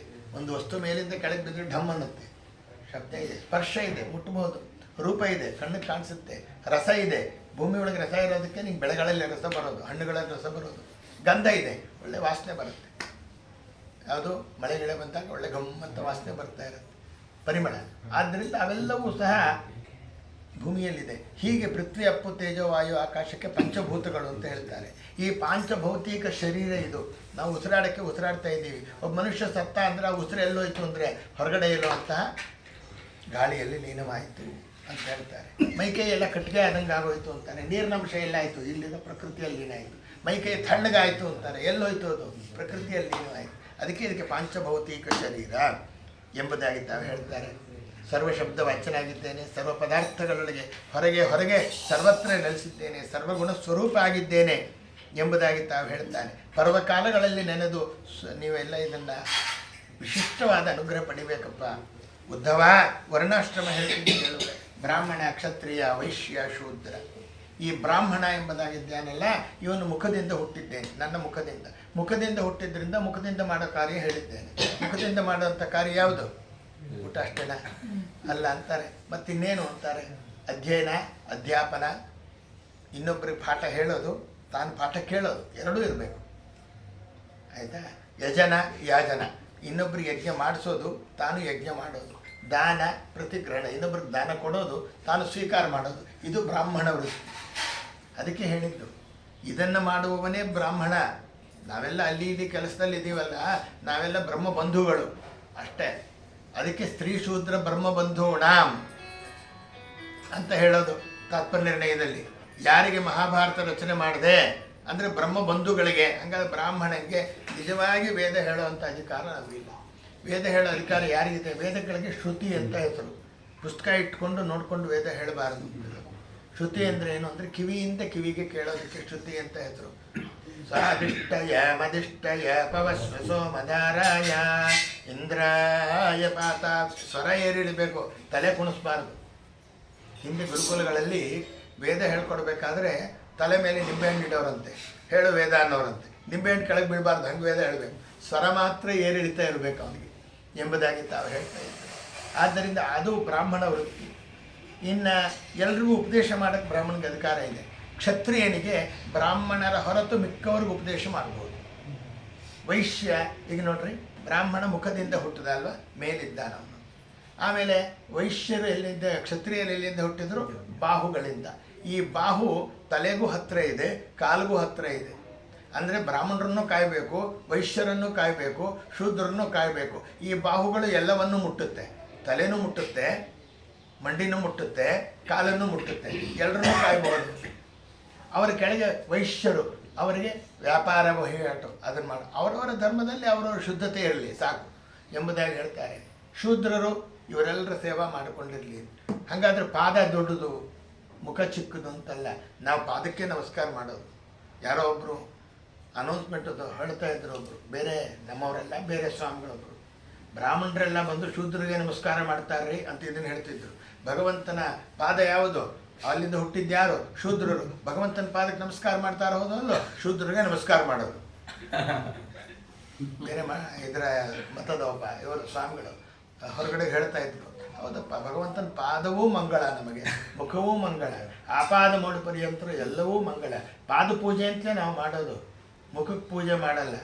ಗೊತ್ತಾಯ್ತಾ? ಪಾದಕ್ಕೆ ಮಂಗಳಾರತಿ ಅಂತ ಹೇಳ್ತೀವಿ, ಮುಖಕ್ಕೆ ಮಂಗಳಾರತಿ ಅಂತ ಹೇಳಿದ್ರೆ ಬೇರೆ ಅರ್ಥ ಆಗೋಗುತ್ತೆ ಅಲ್ವಾ? ದೊಡ್ಡ ಪಾದ ಅಂದರೆ ಸ್ವರೂಪ ಅಂತ ಅರ್ಥ. ಅವ್ರಿಗೇನು ಅರ್ಥ ಆಗಬೇಕದು? ಪಾದ ಅಂದರೆ ಈ ಪಾದ ಅಂತ ತಿಳ್ಕೊಂಡಿದ್ದಾರೆ, ಸ್ವರೂಪ ಅಂತ. ಉತ್ತಮ ನಾಮ ಸ್ವರೂಪಂತೂ ಪಾದ ಶಬ್ದೇನ ಭಣ್ಯತೆ ಎಂಬುದಾಗಿ ಹೇಳ್ತಾರೆ. ಉತ್ತಮರ ಸ್ವರೂಪವನ್ನು ಪಾದ ಎಂಬತಕ್ಕಂಥ ಶಬ್ದದಿಂದ ನಾವು ಹೇಳ್ತೇವೆ ಎಂಬುದಾಗಿ ತಾವು ಹೇಳಿದರು. ಅದಾದ ಮೇಲೆ ಇನ್ನು ಬ್ರಾಹ್ಮಣರಲ್ಲಿ ಬ್ರಹ್ಮಚಾರಿ ಧರ್ಮ ಬೇರೆ. ಆ ಬ್ರಹ್ಮಚಾರಿ ಮತ್ತೆ ಎರಡು ಧರ್ಮ. ನೈಷ್ಠಿಕ ಬ್ರಹ್ಮಚಾರಿ, ಉಪಕುರ್ವಾಣ ಅಂತ. ಉಪಕುರ್ವಾಣ ಅಂದರೆ ಕೆಲವು ಕಾಲ ಬ್ರಹ್ಮಚಾರಿ ಆಗಿದ್ದು ಆಮೇಲೆ ಗುರುಕುಲ ವಾಸ ಮಾಡಿ ಗುರುಗಳಿಂದ ಅಧ್ಯಯನ ಮಾಡಿ ಆಮೇಲೆ ಗೃಹಸ್ಥ ಧರ್ಮವನ್ನಾಗಲಿ ವಾನಪ್ರಸ್ಥವನ್ನಾಗಲಿ ಸನ್ಯಾಸವನ್ನಾಗಲಿ ಸ್ವೀಕಾರ ಮಾಡೋದು. ಆ ಬ್ರಹ್ಮಚಾರಿ ಹೆಂಗಿರಬೇಕು ಅದನ್ನೆಲ್ಲ ಹೇಳುತ್ತಾರೆ. ಬಹಳ ಕಷ್ಟ ರೀ. ಈಗಿನ ಕಾಲದಲ್ಲಿ ಯಾರೂ ಬ್ರಹ್ಮಚಾರಿಗಳೇ ಇಲ್ಲ. ಕರಡಿ ನೋಡ್ಕೋಬಾರ್ದು, ಉಗುರು ತೆಗಿಬಾರ್ದು, ಹೆಂಗಸರ ಜೊತೆ ಮಾತನಾಡಬಾರ್ದು, ಹೆಣ್ಣು ದೃಶ್ಯಗಳನ್ನು ನೋಡಬಾರ್ದು, ಕಟ್ಟಿಗೆಯಿಂದ ಮಾಡಿದ ಬೊಂಬೆಯನ್ನು ಸಹ ನೋಡಬಾರ್ದು. ಏನಾದರೂ ಗುರುಗಳ ಪತ್ನಿ ತರುಣಿಯಾಗಿದ್ದರೆ ಅವಳು ಅಭ್ಯಂಜನ ಮಾಡ್ತು ಅಂದರೆ ಮಾಡಿಸ್ಬಾರ್ದು. ಹೀಗೆ ಬೇಕಾದಷ್ಟು ನಿಯಮಗಳಿದೆ. ಆಯಿತಾ? ನೈಷ್ಠಿಕ ಬ್ರಹ್ಮಚಾರಿ ಆಜನ್ಮ ಪರ್ಯಂತರ ಬ್ರಹ್ಮಚಾರಿ ಆಗಿರೋನು. ಗೃಹಸ್ಥ ಧರ್ಮ ಧನ್ಯೋ ಗೃಹಸ್ಥಾಶ್ರಮಿ. ಈ ಬ್ರಹ್ಮಚಾರಿಗಳಿಗೆಲ್ಲ ಊಟ ಹಾಕೋನು ಅವನೇ, ಸನ್ಯಾಸಿಗಳಿಗೆ ಊಟ ಹಾಕೋನು ಅವನೇ ಎಂಬುದಾಗಿ ತಾವು ಹೇಳ್ತಾರೆ. ತನ್ನ ಮಡದಿಯಲ್ಲಿ ಮಕ್ಕಳಲ್ಲಿ ಎಲ್ಲರೂ ಇಟ್ಕೊಂಡು ದಿನಾಗಲೂ ಸಹ ಅತಿಥಿ ಯಜ್ಞ ಭೂತಯಜ್ಞ ಇವೆಲ್ಲ ಮಾಡಿಕೊಂಡು ಅತಿಥಿ ಪೂಜೆ ಮಾಡಿಕೊಂಡಿರ್ತಕ್ಕಂಥವನು ಧನ್ಯೋ ಗೃಹಸ್ಥ ಆಶ್ರಮಿ ಅಂತಂದರು. ಅದರಲ್ಲಿ ಮತ್ತೆ ಗೃಹಸ್ಥ ಧರ್ಮ ಯಾರಿಗಿರ್ತದೆ ಅದು ಸನ್ಯಾಸಿಗೆ ಧರ್ಮ ಅಲ್ಲ. ವಾನಪ್ರಸ್ಥ ಅಂದರೆ ವನದಲ್ಲಿ ವಾಸ ಮಾಡಬೇಕು, ಸೂರ್ಯನಿಂದ ಪಕ್ವವಾದದ್ದನ್ನ ಮಾತ್ರ ತಿನ್ನಬೇಕು, ಹೀಗೆಲ್ಲ ಇದೆ. ಇನ್ನು ಸನ್ಯಾಸಿ ಒಳಗೆ ಕುಟೀಚಕ, ಬಹುದಕ, ಹಂಸ, ಪರಮಹಂಸ, ಅವಧೂತ ಅಂತ 5 ಬಗೆ. ಕುಟೀಚಕ ಅಂತಂದರೆ ಕಾಯಿ ಬಟ್ಟೆ ಹಾಕೋತಾರೆ, ಮನೆಯೊಳಗೆ ಇರ್ತಾರೆ, ಹೆಂಡತಿ ಸಂಬಂಧ ಇಲ್ಲ, ಗಂಡನ ಸಂಬಂಧ ಇಲ್ಲ, ಮತ್ತೊಬ್ಬರದ್ದು ಮಕ್ಕಳ ಸಂಬಂಧ ಇಲ್ಲ, ಏನೋ ಭಗವತ್ ಚಿಂತನೆ ಮಾಡ್ಕೊಂಡಿರ್ತಾನೆ, ತಾನೇ ಏನೋ ಒಂಚೂರು ಬೇಯಿಸ್ಕೊತಾನೆ, ತಿಂತಾನೆ, ಮಾಡ್ಕೊತಾನೆ, ಎಲ್ಲೂ ಹೋಗಲ್ಲ. ಬಹುದಕ ಅಂದರೆ ದಿನಾ ಒಂದೊಂದು ನೀರಲ್ಲಿ ಸ್ನಾನ ಮಾಡೋದು. ನಾವು ಇವತ್ತು ಮಾಡಿದ ನೀರಿನಲ್ಲಿ ನಾಳೆ ಮಾಡೋಂಗಿಲ್ಲ. ಈ ಬಾವಿ ಒಳಗೆ ನಾಳೆ ಸ್ನಾನ ಇನ್ನೊಂದು ಕಡೆ ಹೋಗ್ಬೇಕು ಅಂದರೆ ಸಂಚಾರ ಮಾಡ್ತಿರಬೇಕು ಅಂತ. ಇವತ್ತು ಒಂದೂರಿನಲ್ಲಿದ್ದರೆ ನಾಳೆ ಒಂದು, ನಾಳದ್ದೊಂದು, ಬೇರೆ ಬೇರೆ ನೀರು. ಬಹುದಕ. ಹಂಸರು ನಮ್ಮ ಕಣ್ಣೆದುರಿಗೆ ಕಾಣಿಸ್ತಾರೆ. ಯಾರು ಪೀಠಾಧಿಪತಿಗಳಲ್ಲ, ಬಿಡಿ ಸನ್ಯಾಸಿಗಳಿರ್ತಾರಲ್ಲ ಅವರೆಲ್ಲ ಹಂಸರು ಅಂತ ಕರೀತಾರೆ. ಇನ್ನು ಪೀಠಾಧಿಪತಿಗಳು ಅಂತನ್ನೋರೆಲ್ಲ ಪರಮಹಂಸರು, ಪರಮಹಂಸ ಪರಿವರಾಜಕಾಚಾರ್ಯ ಅಂತ ಹೇಳ್ತಾರೆ ನೋಡಿ ಅವರು. ಇನ್ನು ಅವಧೂತರು ಅಂದರೆ ಅವರು ಎಲ್ಲಿರ್ತಾರೆ ಗೊತ್ತಿಲ್ಲ, ಹಿಮಾಲಯದಲ್ಲಿರ್ತಾರೋ ಮತ್ತೊಂದು ಕಡೆ ಇರ್ತಾರೋ, ಊಟ ಮಾಡ್ತಾರೋ ಬಿಡ್ತಾರೋ, ಎಷ್ಟೋ ದಿವಸ ಉಪವಾಸ ಇರ್ತಾರೆ, ಬರೀ ನೀರು ಕುಡ್ಕೊಂಡು ಸೇವೆ ಮಾಡ್ತಾರೆ, ಎಲೆ ತಿನ್ಕೊಂಡು ಸೇವೆ ಮಾಡ್ತಾರೆ. ಅವಧೂತಚರ್ಯ ಶುಕಾಚಾರ್ಯರಂಥವರು ಎಂಬುದಾಗಿ ತಾವು ಹೇಳ್ತಾರೆ. ಇದಾದ ಮೇಲೆ ಉದ್ಧವ ಯಮನಿಯಮಾದಿಗಳನ್ನು ವರ್ಣನೆ ಮಾಡ್ತೇನೆ. ಶಮದಮಾದಿಗಳನ್ನು ಹೇಳಿದರು, ಕರ್ಮಾಚರಣೆಯ ಮರ್ಮವನ್ನು ಹೇಳಿದರು. ಕಾಮ್ಯ ಕರ್ಮವನ್ನು ಮಾಡಬೇಡ, ನಿಷ್ಕಾಮನೆಯಿಂದ ಮಾಡು ಎಂಬುದಾಗಿ ತಾವು ಹೇಳ್ತಾರೆ. ನೀನು ಏನಾದರೂ ಮಾಡಪ್ಪ, ಏನಾದರೂ ಬಿಡು ಎಂಬುದಾಗಿ ಹೇಳಿ ತೋಯಜಾಕ್ಷನ ನಾಮದಿಂದ ಕಾಯ ಶುದ್ಧವಾಗುವುದು. ಭಗವಂತನ ನಾಮಸ್ಮರಣೆ ಮಾಡಿರಿ, ಆಯಸ್ಸು ಹೆಚ್ಚುತ್ತೆ, ಶ್ರೇಯಸ್ಸು ಆಗುತ್ತೆ, ಶ್ರೀಯರಸನ ಕಾರುಣ್ಯಕ್ಕೆ ಆಗುತ್ತೆ ಎಂಬತಕ್ಕಂಥ ವಿಚಾರ ತಾವು ಹೇಳ್ತಾ ಇದ್ದಾರೆ. ಆಮೇಲೆ ಆಚಾರ ವಿಚಾರ ಮಡಿ ವಿಚಾರ ಕೇಳುತ್ತಾರೆ. ಹೌದಪ್ಪ, ಅದೂ ಅಷ್ಟೇ. ದೇಶ ಕಾಲೋಚಿತ ಧರ್ಮ ಕರ್ಮ ಸಕ್ತರು ಹೋಗ್ತಾರೆ. ನೀವಿಲ್ಲಿ ಮಡಿ ಮಾಡ್ತೀರಿ, ನಾವೆಲ್ಲ ಸ್ನಾನ ಮಾಡಿದ್ವು, ಒದ್ದೆ ಉಟ್ಕೊಂಡು ಪೂಜೆ ಮಾಡಿದ್ವು, ಬಟ್ಟಿದ್ವು. ಬದರಿ ಕ್ಷೇತ್ರದಲ್ಲಿ ಹೋಗ್ಬಿಟ್ಟು ವೈದಿಕ ಮಾಡಿಸ್ಬೇಕಾದ್ರೆ ಹೆಂಗೆ ಮಾಡಿಸ್ತಾರೆ? ಕೋಟ್ ಹಾಕ್ಕೊಂಡಿರ್ತಾನೆ ಅವನು ಯಾವಾಗಲೂ ಸಹ, ಫುಲ್ ಡ್ರೆಸ್ಸಲ್ಲಿ ಇರ್ತಾವೆ. ಅವ್ನು ದಿನಾಗಲೂ ಈ ಥರ ಮಾಡಿದರೆ ಬದರಿ ಒಳಗೆ ಗೋವಿಂದ ನೆನಾಗುತ್ತೆ. ಅವನಿರೋ ಹಂಗೆ ಇಲ್ಲ ಪಾಪ. ಅಲ್ಲಿ ಧರ್ಮಕ್ಕೆ ತಕ್ಕಂತೆ ಅವನು ಮಾಡ್ತಾನೆ, ಅದನ್ನೇ ಅನುಸರಣೆ ಮಾಡು. ನಾನು ಇಲ್ಲಿಂದ ಪುರೋಹಿತರನ್ನು ಕರ್ಕೊಂಡು ಹೋಗ್ತೀನಿ ರೀ, ಅವ್ರ ಕೈಲಿ ಮಾಡಿಸ್ತೀನಿ. ಆಹಾ, ಅವನ ಜೀವನ ತಪ್ಪುತ್ತೆ. ಅವನ ಜೀವನಕ್ಕೆ ಅವ್ರನ್ನಾಗಬೇಕು. ಆ ದೇಶದಲ್ಲಿರ್ತಕ್ಕಂಥವ್ರಿಗೆ ಅವ್ನಿಗೇನಾದರೂ ದುಡ್ಡು ಕೊಟ್ಬಿಟ್ಟಿರ್ಬೇಕಾದ್ರೆ ನಿಮ್ಗೆ ಹಂಗೆ ಮಾಡಿಸ್ಬೇಕು ಅಂತಿದ್ರೆ ನಿಮ್ಮ ಪುರೋಹಿತರ ಕೈಯಲ್ಲಿ ಮಾಡಿಸ್ಕೊಳ್ರಿ, ಅವ್ರಿಗೆ ಕೊಡಬೇಕಾದ್ರೆ ದುಡ್ಡು ಕೊಟ್ಬಿಟ್ರಿ ಪಂಡಗಳು ಅಂತ ಹೇಳ್ತಾರೆ ಅವ್ರನ್ನ. ಆದ್ದರಿಂದ ಅವ್ರ ಜೀವನ ತಪ್ಪಿಸಬಾರದು ಎಂಬುದಾಗಿ ತಾವು ಹೇಳ್ತಾರೆ. ಆದ್ದರಿಂದ ಈಗ ನೋಡ್ರಿ, ಮನೆ ಇದೆ, ಯಾರೋ ಮುಸ್ಲಿಮ್ ಶ್ವಾಸ ಆಗಿದ್ದರು, ಈ ಮನೆಗೆ ಬಾಡಿಗೆಗೆ ಬರ್ತೀರಿ, ಏನು ಎಲ್ಲ ಕಡೆ ಹುಣಸೆ ಹಣ್ಣು ತೊಳೆಯೋಕ್ಕಾಗ್ತದೇನು? ಗಾಳಿ ಆಡುತ್ತೆ, ಇಷ್ಟು ದಿವಸ ಪುಣ್ಯಾಹ ಮಾಡಿರಿ, ಪ್ರೋಕ್ಷಣೆ ಮಾಡಿರಿ, ಮನೆಗೆ ಬನ್ನಿರಿ ಅಷ್ಟೇ ಎಂಬುದಾಗಿ ತಾವು ಹೇಳಿದರು. ತಾಮ್ರದ ಪಾತ್ರೆ ಹಂಗಲ್ಲ, ಹುಣಸೆ ಹಣ್ಣು ಹಚ್ಚಿ ತೊಳಿಬೇಕು. ಕಂಚಿನ ಪಾತ್ರೆ, ಹಿತ್ತಾಳೆ ಪಾತ್ರೆ, ಬೆಳ್ಳಿ ಪಾತ್ರೆ ಅದನ್ನು ಬೂದಿ ಹಚ್ಚಿ ತೊಳೆದ್ರೂ ಶುದ್ಧ, ಹುಣಸೆ ಎಣ್ಣೆ ಬೇಕು ಅಂತಿಲ್ಲ. ಬಂಗಾರದ ಪಾತ್ರೆ ಬರೀ ನೀರಿನಿಂದ ಶುದ್ಧ ಎಂಬುದಾಗಿ ತಾವು ಹೇಳಿದರು. ಇಲ್ಲಿ ಒಂದು ತಮಗೆ ನೀರಿಟ್ಟಿದ್ರೆ ಮುಟ್ಟಿದ್ರೆ ಮೈಲಿಗೆ ಅಂತಂದೆ. ನದಿ ಒಳಗೆ ಹೋಗ್ತೀರಿ, ನಾವು ಸ್ನಾನ ಮಾಡ್ತಾ ಇರ್ತೀವಿ, ಇನ್ಯಾರೋ ನೀರು ಕುಡಿತಿರ್ತಾರೆ, ಇನ್ಯಾರೋ ಬಟ್ಟೆ ಒಗಿತಾ ಇರ್ತಾರೆ, ಬಾಹುಳ್ಯತೆ. ಆದ್ದರಿಂದ ಏನಾಗುತ್ತೆ, ಅದು ಬರುತ್ತೆ, ಮಡಿಗೆ ಬರ್ತದೆ. ನಾವೇ ಸ್ನಾನ ಮಾಡಿರೋ ನೀರು ನಾವೇ ತುಂಬ್ಕೊಂಬಂದು ದೇವ್ರ ಪೂಜೆ ಮಾಡ್ತೀವಿ ಅಂದರೆ ಆ ನೀರು ಹರಿದೋಗಿರುತ್ತೆ, ಬೇರೆ ನೀರು ಬಂದಿರುತ್ತೆ ಅಂತ ಅರ್ಥ, ಹರಿಯೋ ನೀರಲ್ಲಿ. ಆದರೆ ಬಾಹುಳ್ಯತೆ ಇದ್ದಾಗ ಅದರ ದೋಷ ಇಲ್ಲ. ಉಡುಪಿ ಒಳಗೆ ನಾವು ಪುರಂದರದಾಸರ ಆರಾಧನೆ ಮಾಡಿದಾಗ ಒಂದು ಸಮ್ಮೇಳನ ಮಾಡಿದ್ವು, 2000 ಜನ ಇದ್ದರು. ಸರಿ, ಎಲ್ರಿಗೂ ಚೌಕಿಲಿ ಕೂತ್ಕೋಬೇಕು ಅಂತ ಆಸೆ ಇದ್ದೇ ಇರುತ್ತಲ್ಲ ಸಾಮಾನ್ಯವಾಗಿ. ಆದ್ದರಿಂದ ಬೇಜಾರು ಸ್ವಾಮಿಗಳ ಪರ್ಯಾಯ ದೊಡ್ಡವರಿದ್ದರು, ರಾಜಾಂಗಣದಲ್ಲಿ ಮಾಡ್ತೀನಿ ಪರ್ಯಾಯ, ನಾನು ಇದನ್ನು ಅಂದ್ಬಿಟ್ರು ಚೌಕಿ. ಸ್ವಾಮಿಗಳು ಬಂದು ಕೂತ್ಕೊಂಡ್ರೆ ಚೌಕಿ ಅಷ್ಟೇ, ಇನ್ನೇನಿಲ್ಲ. ಅಲ್ಲಿ ಸ್ವಾಮಿಗಳ ಪಂಕ್ತಿ ಚೌಕಿ ಅಂತ ಹೆಸರು. ಅಲ್ಲಿ 400 ಜನಕ್ಕೆ ಮಾತ್ರ ಹಿಡಿಸುತ್ತೆ. ನೀವು 2000 ಜನ ಇದ್ದೀರಿ, ನಾನೇ ರಾಜಾಂಗಣದ ಚೌಕಿ. ಕೆಲವು ತುಂಬ ಮಡಿವಂತರಿದ್ದರು, ಅವ್ರು ಹೋಗಿ ಕೇಳಿದರು, ಸ್ವಾಮಿ ಹೇಗೆ ಅಂತ. ಭಾಗವತ ಓದಿದ್ದೀರಾ ಅಂದರು, ಇದೇ ಮಾತು ಹೇಳಿದರು, ಬಾಹುಳ್ಯತೆ. 2000 ಜನ ನೀವೇ ಇರಬೇಕಾದ್ರೆ ಒಂದು 10 ಜನ ಯಾರೋ ಅಕಸ್ಮಾತ್ ಸೇರಿದ್ರು ದೋಷವಿಲ್ಲ ಅಂದ್ಕೊಳ್ರಿ. ಇದು ಅನುಸಂಧಾನ ನಮ್ಮಲ್ಲಿ ಇರಬೇಕು ಅಂತಂದಿದ್ದೆ. ಅಯ್ಯೋ ಅವ್ರು ಬಂದರೆ ಹೆಂಗೆ, ಇವ್ರು ಬಂದು ಹಾಗೆ ಅಂತ ನೀನು ಮನೇಲಿ ಕರೆದಿಟ್ಕೊಂಡು 4 ಜನ ಶೂದ್ರಾದಿಗಳನ್ನ ನೀನು ಕೂಡಿಸ್ಕೊಂಡು ಅವ್ರ ಜೊತೆ ಸೇರಿಸ್ಕೊಂಡು ಊಟ ಮಾಡು ಅಂತ ಹೇಳ್ತಿಲ್ಲ.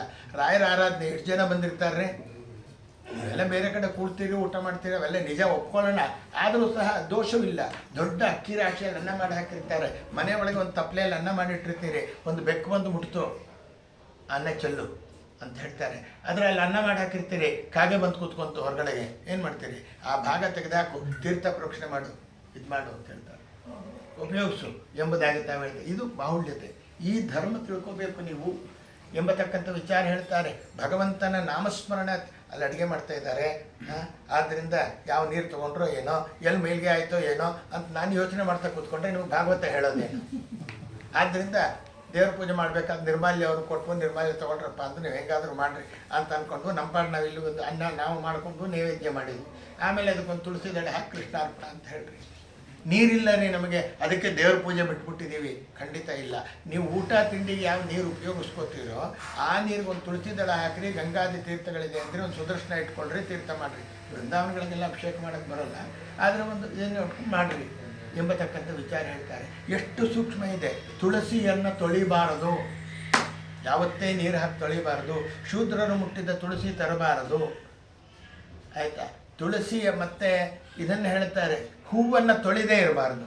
ಶೂದ್ರಾದಿಗಳು ಈಗ ನೋಡ್ರಿ, ಅಂಗಡಿಗೆ ಹೋಗ್ತೀರಿ, ಹೂ ಕೊಡ್ರಿ ಅಂತೀರಿ, ಆ ಹೂ ತಗೋತಾಳೆ ಹಿಂಗೆ ತನ್ಮೈಗೆ ಹಾಕ್ಕೊಂಡಿರ್ತಾರೆ ಮಕ್ಕಳು ಅಲ್ಲ. ಮಾರು ಹಾಕ್ಬೇಕಾದ್ರೆ ತನ್ಮೈಗೆ ಅತ್ತೊಂದು ದೇವ್ರಿಗೆ ಹಾಕ್ತೀರಾ, ಅದಕ್ಕಿಂತ ಬಿಡಿ ಹೂ ಹಾಕೋದು ಕ್ಷೇಮ. ಮನೆಯಲ್ಲಿ ಒಂದೇ ಒಂದು ಹೂ ಬೆಳೀದೆ, ಆ ಒಂದು ಹೂ ದೇವ್ರಿಗೆ ಸಮರ್ಪಣೆ ಮಾಡಿರಿ ಸಾಕು ಭಗವಂತನಿಗೆ. ಒಂದು ತುಳಸಿ ದಳ ಹಾಕ್ರಿ, ಒಂದು ದಳ ಶ್ರೀ ತುಳಸಿ ಬಿಂದು ಗಂಗೋದಕ್ಕೂ ಸುಮಾರು ಒಂದು 200 ರೂಪಾಯಿ ಮಾರು ಅಂತ ಹೇಳ್ತಾನೆ. ಅದು ತಂದು ನಾವು ಅಲಂಕಾರ ಮಾಡ್ತಿರ್ತೀವಿ. ದೇವರಿಗೆ ಭಾಳ ಪ್ರೀತನಾದ, ಖಂಡಿತ ಪ್ರೀತನಾಗಲ್ಲ ದೇವರು ಎಂಬತಕ್ಕಂಥ ವಿಚಾರ ತಾವು ಹೇಳ್ತಾರೆ. ಇದೆಲ್ಲ ಧರ್ಮಾಧರ್ಮ ಸೂಕ್ಷ್ಮತೆ ಉದ್ಧವ ತಿಳ್ಕೋ ಅಂತ ಹೇಳ್ತಾರೆ.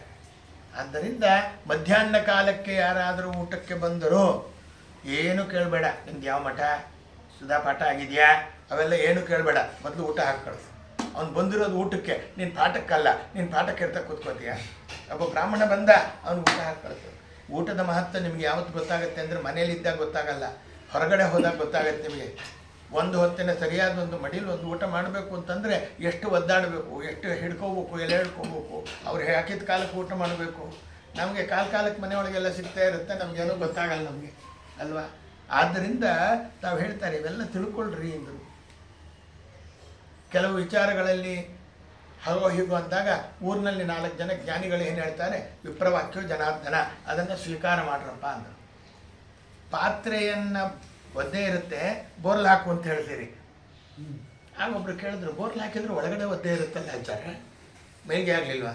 ಯಾವಾಗ ಪಾತ್ರೆ ಬೋರ್ಲ್ ಹಾಕ್ತೀರಿ ಅದರೊಳಗೆ ಬ್ರಹ್ಮದೇವರ ಸನ್ನಿಧಾನ ಬರ್ತದೆ, ಆಯಿತಾ? ಆದ್ದರಿಂದ ಅಲ್ಲಿ ಒದ್ದೆ ಇದ್ದರೂ ನಿಮ್ಗೆ ದೋಷ ಇಲ್ಲ. ಮೇಲೆ ನೀರು ಹಾಕ್ತವೋ, ಇವೆಲ್ಲ ಸೂಕ್ಷ್ಮ ಇರತಕ್ಕಂಥದ್ದು ಎಂಬತಕ್ಕಂಥ ವಿಚಾರ ತಾವು ಹೇಳ್ತಾರೆ. ವಿಳೆದೆಲೆ ಒಳಗೆ ನೀರಿದ್ದರೆ ದೋಷ ಇಲ್ಲ, ಹಾಲಿಗೆ ನೀರು ಬೆರೆಸ್ಕೊಂಡೇ ತರ್ತಾಳೆ, ದೋಷ ಇಲ್ಲ. ಮೊಸರಿಗೆ ನೀರು ಹಾಕ್ಕೊಂಡೇ ತರ್ತಾರೆ ಅವರು, ಮಜ್ಜಿಗೆ, ದೋಷ ಇಲ್ಲ. ವಿಳೆದೆಲೆ ಒಳಗೆ ಗಂಗಾ ಸನ್ನಿಧಾನ ಒರೆಸ್ಬಹುದು, ಆದರೆ ಒರೆಸದೇ ಇದ್ದರೂ ಅಕಸ್ಮಾತ್ ನೀರಿದ್ದರೆ ದೋಷ ಇಲ್ಲ. ಮುರುಘಾದ್ರಿ ವಿಠ್ಠಲದಾಸರು ಪೂಜೆ ಮಾಡ್ತಾ ಇದ್ರು. ಪೂಜೆ ಮಾಡ್ತಾ ಇದ್ದಾಗ ಒಂದು ಹೂವಿನಲ್ಲಿ ನೀರು ಬಂದ್ಬಿಡ್ತು, ದಾರ ಇತ್ತು. ಕಣ್ಣು ಮುಚ್ಚಿದ್ರು, ಸ್ವಲ್ಪ ಹೊತ್ತು ಬಿಟ್ಟರು, ಪೂಜೆ ಮುಂದುವರಿಸ್ಬಿಟ್ರು ಮುರುಘಾದ್ರಿ ವಿಠ್ಠಲದಾಸರು. ಆಮೇಲೆ ಶ್ರೀನಿವಾಸ ನಾ ಏನು ಮಾಡಿದೆ ಗೊತ್ತಾಯ್ತಾ ಅಂದರು. ಆ ಶ್ರೀನಿವಾಸ ಮೂರ್ತಿ ಅಂತ, ಎಚ್ ಎಸ್ ಶ್ರೀನಿವಾಸ ಮೂರ್ತಿ ಅಂತಿದ್ರು ಅವರಿಗೆ. ಏನು ದಾರದಲ್ಲಿ ಯಾರಿದ್ದಾನೆ? ಹತ್ತಿಯಿಂದ ಮಾಡ್ತಾರೆ. ಅಲ್ಲಿ ಯಾರು? ಜನಾರ್ದನ. ನನ್ನ ಹತ್ರ ಇಲ್ಲೇ ಸಾಲಿಗ್ರಾಮ ಯಾವುದು? ವಾಸುದೇವ. ವಾಸುದೇವ ಜನಾರ್ದನ ಇಬ್ಬರು ಒಂದೇ, ಐಕ್ಯ ಚಿಂತನೆ ಮಾಡಿದೆ, ಪೂಜೆ ಮಾಡಿದೆ. ಇದು ಜ್ಞಾನಿಗಳು ಮಾಡೋದು ಪೂಜೆ. ವಿದ್ಯಾಮಾನ್ಯ ತೀರ್ಥರು ಪೂಜೆ ಮಾಡ್ತಾ ಇದ್ರು ಒಂದು ಮನೆಯೊಳಗೆ. ಹಿಂಗೆ ಪೂಜೆ ಮಾಡ್ತಾ ಇದ್ದಾರೆ, ನೈವೇದ್ಯ ತಂದಿಟ್ಟಿದ್ದಾರೆ. ಮಧ್ಯಾಹ್ನ 2 ಗಂಟೆ ಆಗಿದೆ. ಮೇಲ್ಗಡೆಯಿಂದ ಏನೋ ತೊಗೊಳಕ್ಕೆ ಹೋದ್ರು, ಒಂದು ಬಟ್ಟೆ ಅವ್ರ ಮೇಲೆ ಬಿದ್ದುಬಿಡ್ತು. ಏನು ಮಾಡಬೇಕು? ಹಿಂಗೆ ನೋಡಿದರು, ಮುಸ್ಕಾಕೊಂಡ್ರು, ಒಂದು 20 ನಿಮಿಷ ಜಪ ಮಾಡಿದರು, ಸಮರ್ಪಣೆ ಮಾಡಿಬಿಟ್ರು. ಆಮೇಲೆ ಹೇಳಿದರು, ಯತಿ ಧರ್ಮದಲ್ಲಿ ನೈವೇದ್ಯ ತಂದಿಟ್ಟ ಮೇಲೆ ಮೈಲಿಗೆ ಆಯಿತು ಅಂದರೆ ಬೇರೆ ಅಡುಗೆ ಆಗಬೇಕು, ನಾನು ಬೇರೆ ಸ್ನಾನ ಮಾಡಬೇಕು. ಬೇರೆ ಅಡುಗೆ ಆಗೋಕ್ಕೆ ಇನ್ನೂ 4 ಗಂಟೆ ಹೊತ್ತು ಬೇಕು ನಿಮಗೆ ಯತಿ ಧರ್ಮದಲ್ಲಿ. ಆದರೆ ಇಷ್ಟು ಜನ ಇಲ್ಲಿ 300 ಜನ ಸೇರಿದ್ದೀರಿ, ನಿಮ್ಮ ಅಂತರ್ಯಾಮಿ ಆಗಿರ್ತಕ್ಕಂಥ ಭಗವಂತ ಅದರಿಂದ ಅತೃಪ್ತಿ ಆಗ್ತಾನೆ. ಏನಪ್ಪ ಈ ಸ್ವಾಮಿಗಳು ಎಷ್ಟೊತ್ತು ಮಾಡಿದ್ರು? ಇನ್ನು ರಾತ್ರಿ 6 ಗಂಟೆ ಮೇಲೆ ನಾವು ಊಟ ಮಾಡೋ ಹಂಗಿಲ್ಲ, ಸ್ವಾಮಿಗಳು ಊಟ ಮಾಡೋ ಹಂಗಿಲ್ಲ. ಸೂರ್ಯಾಸ್ತಮಾದ ಮೇಲೆ ಅದಾಗದೆ ಸ್ವಾಮಿಗಳು ಊಟ ಮಾಡಲಿಲ್ಲ ಅಂತ ನೀವು ಊಟ ಮಾಡೋ ಹಂಗಿಲ್ಲ. ಅದಕ್ಕೋಸ್ಕರ ನಾನು ಭಗವಂತನಿಗೆ ಸಮರ್ಪಣೆ ಮಾಡಿ ಸ್ವೀಕಾರ ಮಾಡಿದೆ. ಜ್ಞಾನಿಗಳು ಮಾಡ್ತಕ್ಕಂಥ ರೀತಿ ಅದು ಎಂಬುದಾಗಿ ನಾವು ಹೇಳ್ತಾರೆ. ಇವತ್ತು ಅದಿಲ್ಲದೆ ಅದನ್ನೇ ಪುರಂದರದಾಸರು ಹೇಳಿದ್ದು, ಮಡಿ ಮಡಿ ಮಡಿ ಎಂದು ಅಡಿಗಡಿಗೆ ಆ ರೀತಿ ಮಡಿಯಲ್ಲಿ ಬಂತು ಬಿಕನಾಸಿ. ಮಡಿ ಅಂದರೆ ಭಗವಂತನ ಸನ್ನಿಧಾನ ಅಂತ. ನಿಮಗೆ ಬೇಕು ಅದನ್ನು ಸ್ವೀಕಾರ ಮಾಡಿರಿ, ಇಲ್ಲ ಬಿಟ್ಬಿಡ್ರಿ. ಹಾಗೆ ಮಡಿ ಮಾಡಬೇಡ ಅಂತಲ್ಲ, ಎಲ್ಲಂದ್ರಲ್ಲಿ ತಿನ್ನು, ಪಾನಿಪುರಿ ತಿನ್ನು, ಎಲ್ಲ ಇಟ್ಕೊಂಡು ಮಾಡ್ತಾ ಇರ್ತಾನಲ್ಲ, ಅದನ್ನು ಹೇಳಿಲ್ಲ. ಆದರೆ ಇರ್ತಕ್ಕಂಥ ಕಾಲದಲ್ಲಿ ಹೇಗೆ ಮಾಡಬೇಕು? ಏನು ಉದ್ಧವ ಒಂದಾದ್ಮೇಲೆ ಒಂದು ಪ್ರಶ್ನೆ ಕೇಳ್ತಾ ಇದ್ದಾನೆ, ಉತ್ತರ. ಯಾಕೆಂದರೆ ನಾ ಪ್ರಶ್ನೆ ನಿಲ್ಲಿಸಿದ್ರೆ ಎಲ್ಲಿ ಹೊಟ್ಟೋಗ್ತಾನೆ ಅವನು, ಕೃಷ್ಣ ಅಂತ ಹೇಳಿ. ಆಗ ತಾವು ಹೇಳ್ತಿದ್ದಾರೆ, ಮುಖ್ಯವಾಗಿ ಹರಿಯ ನಾಮ ಜಪ ಮಾಡ್ತಕ್ಕಂಥದ್ದು ಮುಖ್ಯಪ್ಪ ಎಂಬುದಾಗಿ ತಾವು ಹೇಳಿದರು. ಆಮೇಲೆ 2 ಪಾದುಕೆಗಳನ್ನು ಕೊಡ್ತಾನೆ. ಆ ಪಾದುಕೆಯನ್ನು ತಲೆ ಮೇಲೆ ಹೊತ್ತುಕೊಂಡು ಆನೆ ನಡೆಯುವಂತೆ ನಿಧಾನವಾಗಿ ನಡೆಕೊಂಡು ಹೊರಡ್ತಾನೆ ಉದ್ಧವ. ಬದರಿ ಕ್ಷೇತ್ರಕ್ಕೆ ಹೋಗ್ತಾನೆ, ಅಲ್ಲಿ ನೆಲೆಸ್ತಾನೆ ಉದ್ಧವ. ಕೃಷ್ಣ, ನಿನ್ನ ಉಪದೇಶಗಳೆಲ್ಲ ನನ್ನ ಚಿಂತನೆಯಲ್ಲಿ ಇರಲಿ ಅಂತ ಹೇಳ್ತಾನೆ. ಆಗ ವ್ಯಾಧನ ಶಾಪ ಬಂದು, ಅಲ್ಲಿ ಒಬ್ಬ ವ್ಯಾಧ ಇದ್ದ, ಜನ ವ್ಯಾಧ. ಕೃಷ್ಣ ಕಾಲ ಮೇಲೆ ಕಾಲು ಹಾಕೊಂಡು ಕೂತಿದ್ದ. ಒಂದು ಗಿಣಿ ಅಂತ ಬಾಣ ಬಿಟ್ಟ, ಅದು ಬಂದು ಕಾಲಿಗೆ ತಾಕ್ತು. ಹೆದರ್ದ. ಕೃಷ್ಣ ಅಂದ, ಏನಿಲ್ಲ, ನನ್ನ ಇಷ್ಟದಿಂದಲೇ ಇದಾಗಿದೆ ಅಂತ ಹೇಳಿ ಅವನನ್ನು ಸಶರೀರವಾಗಿ ಸ್ವರ್ಗಕ್ಕೆ ಕಳಿಸ್ತಾನೆ. ರುಕ್ಮಿಣಿ, ಆಯ್ತಪ್ಪ, ನಿನ್ನ ಕೆಲಸ ಆಯಿತು, ನೀನು ಹೋಗು, ನಿನ್ನ ಮೂಲ ರೂಪಕ್ಕೆ ಸೇರು. ಸತ್ಯಭಾಮ, ನಿನ್ನ ಮೂಲ ರೂಪಕ್ಕೆ ಸೇರು. ಬಲರಾಮ, ನೀನು ಶೇಷದೇವರ ರೂಪವನ್ನು ತಾಳು ಅಂಥೇಳಿ ಆಯಾ ದೇವತೆಗಳನ್ನು ಆಯಾ ಮೂಲ ರೂಪಕ್ಕೆ ತಾನು ಸೇರಿಸಿ ಅಷ್ಟಮಹಿಷಿಯರೆಲ್ಲ ಹೋಗ್ತಾರೆ. 16,100 ಜನ ಇದ್ದಾರಲ್ಲ, ಇವರು ಪ್ರದ್ಯುಮ್ನನ್ನು ನೋಡಿ ಕೃಷ್ಣ ಅಂತ ಒಂದು ಸರ್ತಿ ಭ್ರಮೆ ಪಟ್ಟಿದ್ದರು. ಅದಕ್ಕೆ ಅವರು ಮ್ಲೇಂಛರ ವಶ ಆಗಲಿ ಅಂತ ಶಾಪ ಕೊಟ್ಟಿದ್ದ. ಅವರು ಮಾತ್ರ ಮೂಲ ರೂಪಕ್ಕೆ ಹೋಗಲಿಲ್ಲ. ಅಗ್ನಿಯ ಪುತ್ರರವರು, ಅವರು ಹೋಗಲಿಲ್ಲ, ಮೂಲ ರೂಪಕ್ಕೆ ಹೋಗಲಿಲ್ಲ. ಅವರೆಲ್ಲ ಮ್ಲೇಂಛರ ವಶ ಆಗ್ತಾರೆ ಎಂಬುದಾಗಿ ತಾವು ಹೇಳ್ತಾರೆ. ಆದ್ದರಿಂದ ನಾನು ಹೊರಡ್ತೀನಿ ಅಂತೇಳಿ ಬ್ರಹ್ಮಾದಿ ದೇವತೆಗಳೆಲ್ಲ ಬಂದು ಮೊರೆ ಇಡ್ತಾ ಇದ್ದಾರೆ. ದೇವದೊಂದುಮಿ ಮೊಳಗುತ್ತಾ ಇದೆ. ಆ ಕಾಲದಲ್ಲಿ ತನ್ನದೇ ಆಗಿರ್ತಕ್ಕಂಥ ಒಂದು ಆಕೃತಿಯನ್ನು ಮಾಡಿ ಮಲಗಿಸಿಟ್ಟು ಕೃಷ್ಣನ ಶಂಕುಚಕ್ರಗಳ ಮೇಲೆ ಹೋದವು. ರಥ ಬಂತು, ರಥದಲ್ಲಿ ಕೂತುಕೊಂಡ. ಲಿಫ್ಟಲ್ಲಿ ಹೋಗ್ತಿರಲ್ಲ ಹಾಗೆ ವೈಕುಂಠ ತನಕ ಹೊರಟೋಗ್ತಿದ್ದಾನೆ ಕೃಷ್ಣ. ಚಿತ್ತೈಸಿದ ತಾವು ಹೇಳ್ತಾರೆ, ದೇವತೆಗಳೆಲ್ಲ ಮೊರೆ ಇಡಲು ದೇವದೊಂದುಮಿ ಮೊಳಗುತ್ತಿರೆ. ದೇವೋತ್ತಮನು ಚಿತ್ತೈಸಿದನು ಮಂದಿರಕ್ಕೆ. ಅವತರಿಸಿದ ಹರಿ ಭುವನ ಪಾವನ ಎನಿಸಿದ. ಗಂಗಾ ಜನಕ ತೆರಳುತ್ತಿರೆ. ಗಂಗಾ ಜನಕ ತಾನೇ ತೆರಳುತ್ತಾರೆ. ಗಂಗೆ ಉಕ್ಕಿ ಬಂದಳು ದುಃಖದಿ. ಗಂಗೆ ಪಾಲಾಯಿತು ದ್ವಾರಕಾ ನಗರ. ಹಾಲು ಉಕ್ಕು ಬರುತ್ತೆ, ನೀರಿನ ಆವಿ ಹೋಯಿತು ಅಂತ ಹಾಲು ಮೇಲೆ ಬರುತ್ತೆ. ಹಾಗೆ ಗಂಗಾ ಜನಕ ಹೋಗ್ತಾ ಇದ್ದಾನೆ. ಅಪ್ಪ ಅಂತ ಹಿಂದೆ ಕಳ್ಸಕ್ಕೆ ಬಂದ್ಲಂತೆ. ಅದು ದ್ವಾರಕಾ ನಗರ ಎಲ್ಲ ಮುಳುಗೋಯ್ತು. 16,108 ಅರಮನೆಗಳಲ್ಲಿ ಒಂದೇ ಒಂದು ಅರಮನೆ ಇವತ್ತು ಉಳ್ಕೊಂಡಿದೆ. ಅದನ್ನೇ ನಾವು ನೋಡ್ತಾ ಇರೋದು. ಮಿಕ್ಕಿದ್ದೆಲ್ಲ ಒಳಗಡೆ ಸೇರ್ಕೊಂಡ್ಬಿಡ್ತು, ಆಳಕ್ಕೆ ಹೊರಟೋಯ್ತು. ಅಂಗನೆಯರೆಲ್ಲ ಸ್ವಪತಿಯ ಅಂಗದಲ್ಲಿ ಸಹಗಮನಗೈಯೇ. ಯಾರ್ಯಾರು ಹೋದರು ಅವರೆಲ್ಲ ಅವರ ಅಂಗನೆಯರು, ಕೆಲವರಿದ್ದರು, ಅವರೆಲ್ಲ ಅವರವರ ಗಂಡನ ಚಿತಿ ಜೊತೆಯಲ್ಲಿ ಸಹಗಮನವನ್ನು ತಾನು ಮಾಡ್ತಾರೆ. ಪಾರ್ಥ ಅರ್ಜುನ ಶೋಕಾಕುಲನಾದಪ್ಪ ಎಂಬುದಾಗಿ ತಾವು ಹೇಳ್ತಾ ಇದ್ದಾರೆ ಶುಕಾಚಾರ್ಯರು ಪರೀಕ್ಷಿತ್ ಮಹಾರಾಜನಿಗೆ. ಇದಾದ ಮೇಲೆ ತಾವು ಹೇಳ್ತಾರೆ ಮುಂದೆ ಏನಾಗುತ್ತೆ. ದ್ವಾಪರ ಯುಗ ಅಂತ್ಯ ಆಯಿತು, ಸಂಧಿಕಾಲ ಪ್ರಾರಂಭ ಆಯಿತು, ಕಲಿಯುಗದ್ದು ಅರಸರುಗಳ ವಂಶವನ್ನು ಹೇಳ್ತಾರೆ. ಮುಂದೆ ಕಲಿಯುಗ ಅನ್ನೋದು ಬರುತ್ತೆ. ಈ ಪುರುವಂಶದಲ್ಲಿ 360 ವರ್ಷ ಆಳ್ತಾರೆ. ಆಮೇಲೆ ಮೌರ್ಯರು, ಗುಪ್ತರು, ಗರ್ಧಮರು, ಶೂದ್ರರು ಕಲಿಯುಗದ ಕೊನೆಗೆ ಆಳ್ತಾರೆ. ಇನ್ನು ಪ್ರಾರಂಭದಲ್ಲೇ ಆಳ್ತಾ ಇದ್ದಾರೆ. ಈಗ ಕಲಿಯುಗದ ಮಹಿಮೆ, ಕಲಿಯ ವ್ಯಾಪಾರ ಮಲಿನವಾದದ್ದು, ಲೋಕದ ಜನಮನ ಕುಲಗೋತ್ರಾದಿಗಳ ಗಣನೆ ಇಲ್ಲದೆ ವೈವಾಹಾದಿಗಳು ನಡೆಯುತ್ತದೆ ಎಂದರು. ಬಲವಂತನಿಗೆ ನ್ಯಾಯ ದೊರಕುತ್ತೆ, ನ್ಯಾಯ ಆಲಯ ಅಲ್ಲ, ನ್ಯಾಯ ಲಯ ಆಗುತ್ತೆ ಎಂದರು. ಹಿರಿಯರ ತಾತ್ಸಾರಬಹುದು, ಮನೆಯಲ್ಲಿ ದೊಡ್ಡವರು ನೀವು ಸಾಕಪ್ಪ ದೊಡ್ಡತನ ಅಂತಾರೆ ಎಲ್ರೂ ಅಲ್ಲ. ಹಿರಿಯರ ತಾತ್ಸಾರ, ಕಿರಿಯರ ಪ್ರಾಬಲ್ಯ. ದಾರಾದಿಗಳ ನೆಂಟರೇ ಬಂಧುಗಳಾಗಿ ಹರೋ. ಹೆಂಡತಿ ಕಡೆಯವರು, ಹೆಂಡತಿ ಹೇಳ್ತಾಳಂತೆ ನಿಮ್ಮ ಅಪ್ಪ ಅಮ್ಮ ವೃದ್ಧಾಶ್ರಮಕ್ಕೆ ಸೇರಿಸ್ರಿ, ನಮ್ಮ ಅಮ್ಮನ ಕರ್ಕೊಂಬಂದು ಇಟ್ಕೊಳ್ರಿ ಅಂತಾಳಂತೆ. ದಾರಾದಿಗಳ ನೆಂಟರೇ ಬಂಧುಗಳಾಗಿ ಹರೋ. ಕ್ರಯ ವಿಕ್ರಯಾದಿಗಳಲ್ಲಿ ಕಪಟ, ಧರ್ಮ ಸತ್ಯಾದಿಗಳ ಪತನ. ಚೋರರಾಗುವರು ರಾಜಾದಿರಾಜರಲ್ಲ, ಧನವನ್ನು ಅಪಹರಿಸುವ ನೃಪರು. ರಾಜರು ಮಂತ್ರಿಗಳು ಇವತ್ತು ನೋಡ್ತಾ ಇದ್ದೀರಲ್ಲ, ಧನದಿಂದಲೇ ಪೂಜ್ಯತೆ, ಧನವಿದ್ದವನ ಕಡೆ ನ್ಯಾಯ. ಹಣವೇ ನಿನ್ನೆಯ ಗುಣ, ಎಂತೂ ಬಣ್ಣಿಪನೆಯ. ಶನಿವಾರವಷ್ಟೇ ಬ್ರಾಹ್ಮಣತ್ವ. ಸನ್ಯಾಸ ಅಂದರೆ ಕಾವ್ಯವಸ್ತ್ರ. ಅನವರತ ಬಡಬಡಿಸುವವನೇ ಪಂಡಿತ. ಇವೆಲ್ಲ ಕಲಿಯುಗದ ಲಕ್ಷಣ ಅಂತಾರೆ.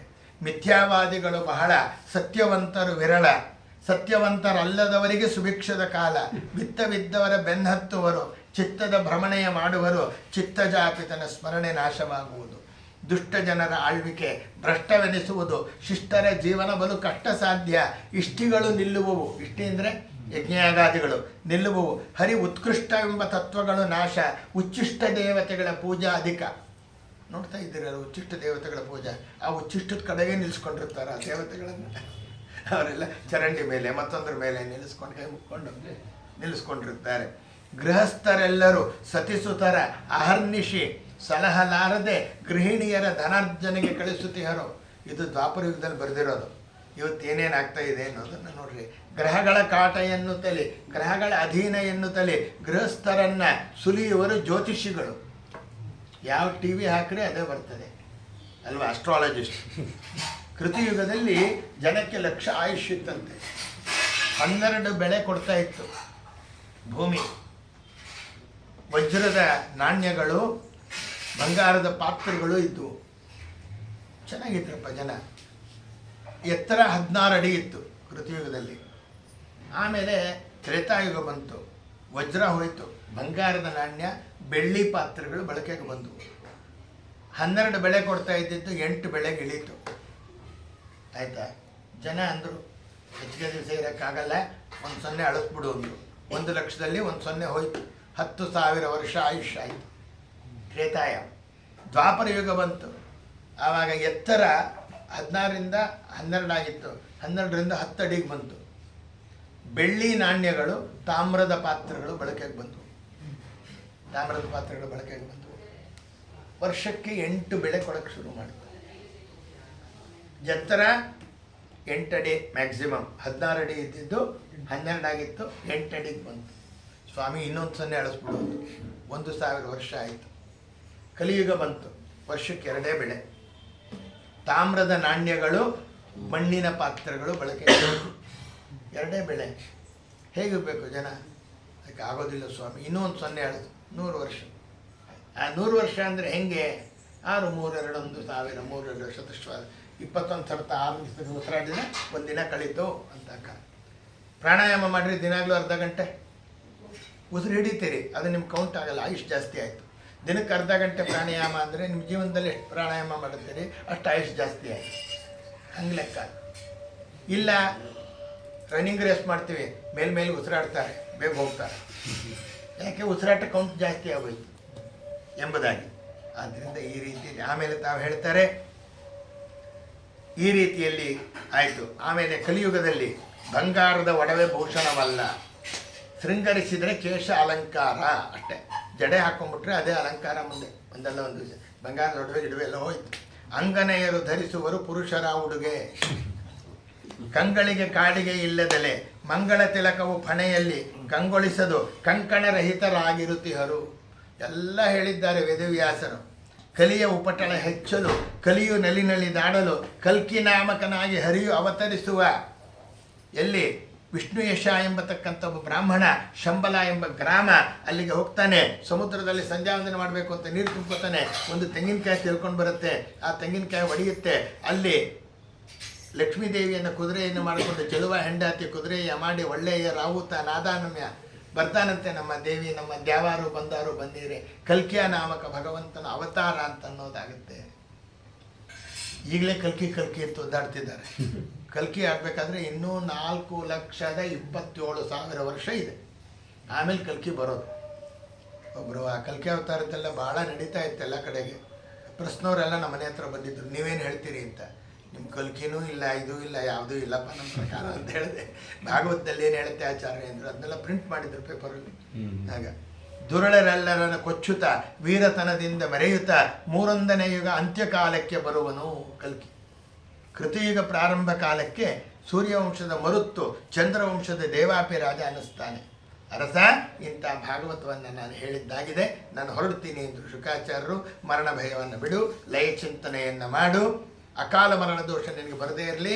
ಹಾವು ಬಂದು ಕಚ್ಚಲಿ, ಹಾವು ಬಂದು ಕಚ್ಚಿದ್ರೆ ಅದು ದೋಷ, ಆ ದೋಷ ಇಲ್ಲದೇ ಇರಲಿ ನಿನಗೆ ಅಂತ ಹೇಳಿ ನಾನು ವರ ಕೊಡ್ತೀನಿ ಅಂತ ಹೇಳಿ ವರವನ್ನು ತಾನು ಕೊಟ್ಟು ಶುಕಾಚಾರ್ಯರು ಹೋಗ್ತಾರೆ. ಏನು ಕೊಡಬೇಕು ಅವರಿಗೆ? ಭೂಯಿಷ್ಠ ಅಂತೆ ನಮಃ ಉಕ್ತಿಂಬಿದೇಮ ಅಂತ ಹೇಳಿ ಸಾಷ್ಟಾಂಗ ನಮಸ್ಕಾರವನ್ನು ಮಾಡ್ತಾನೆ.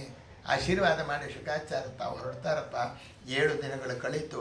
7 ಕ್ಷಣದಂತೆ ಕಳೆದೋಯ್ತು ಅಲ್ವಾ? 7 ದಿನ ಇಲ್ಲಿ ಕಳೆದಿದ್ದು ಅಷ್ಟೇ. ನಾವು ಹೇಳಿದ್ದು 1 ಗಂಟೆ ಹೊತ್ತು, ಅದು ಎಷ್ಟು ಹೊತ್ತು ಬರೋದೇನೋ ಹೇಳ್ತಾ. ಅಲ್ಲಿ 24 ಗಂಟೆ ಹೇಳ್ತಾ ಇದ್ರು, ಕೇಳ್ತಾ ಇದ್ರು. 7 ಕ್ಷಣದಲ್ಲಿ ಕಳೆಯಿತು. ತಕ್ಷಕ ಬರ್ತಾ ಇದ್ದಾನೆ. ಕಶ್ಯಪ ಈ ಕಡೆ ಹೋಗ್ತಾ ಇದ್ದಾನೆ. ಎಲ್ಲಿ ಹೋಗ್ತೀಯಾ? ಪರೀಕ್ಷಿತ್ರ ಅದನ್ನು ಕಚ್ಚಬೇಕು ಹೋಗ್ತಾ ಇದ್ದೀನಿ. ನೀನೆಲ್ಲಿ ಹೋಗ್ತಾ ಇದ್ದೀಯಾ? ಪರೀಕ್ಷಿತ್ರ ಅದನ್ನು ಬದುಕಿಸ್ಬೇಕು ಅದಕ್ಕೆ ಹೋಗ್ತಿದ್ದೀನಿ. ಹೌದಾ? ಯಾಕೆ ಬದುಕಿಸ್ತೀಯ? ದುಡ್ಡು ಕೊಡ್ತಾನೆ, ಕಾಸು ಕೊಡ್ತಾನೆ, ರಾಜ್ಯ ಸಂಪತ್ತು ಕೊಡ್ತಾನೆ. ರಾಜ ನಾನೇ ಕೊಡ್ತೀನಿ ತೊಗೊಂಡೋಗು ಅಂದ. ಎಷ್ಟು ಸಂಪತ್ತು ಬೇಕು ತೊಗೊಂಡೋಗು, ರತ್ನಾಕರ ಅವನು, ಆದ್ದರಿಂದ ತೊಗೊಂಡೋಗು ಅಂತ ಕೊಟ್ಟು ಕಳಿಸ್ಬಿಟ್ಟ. ಅಂದ್ರೆ ಕಾಯೋದೇ ಅವನು ಸರ್ಪ. ಅಲ್ಲೇ ಲಂಚ ಶುರು ಆಗೋಯ್ತು ಅಲ್ವಾ? ಅಂದ್ರೆ ಅಲ್ಲ ಅಂತಾನೆ. ನೋಡು, ಶೃಂಗಿ ಅನ್ನೋ ಬಾಲಕ ಶಾಪ ಕೊಟ್ಟ.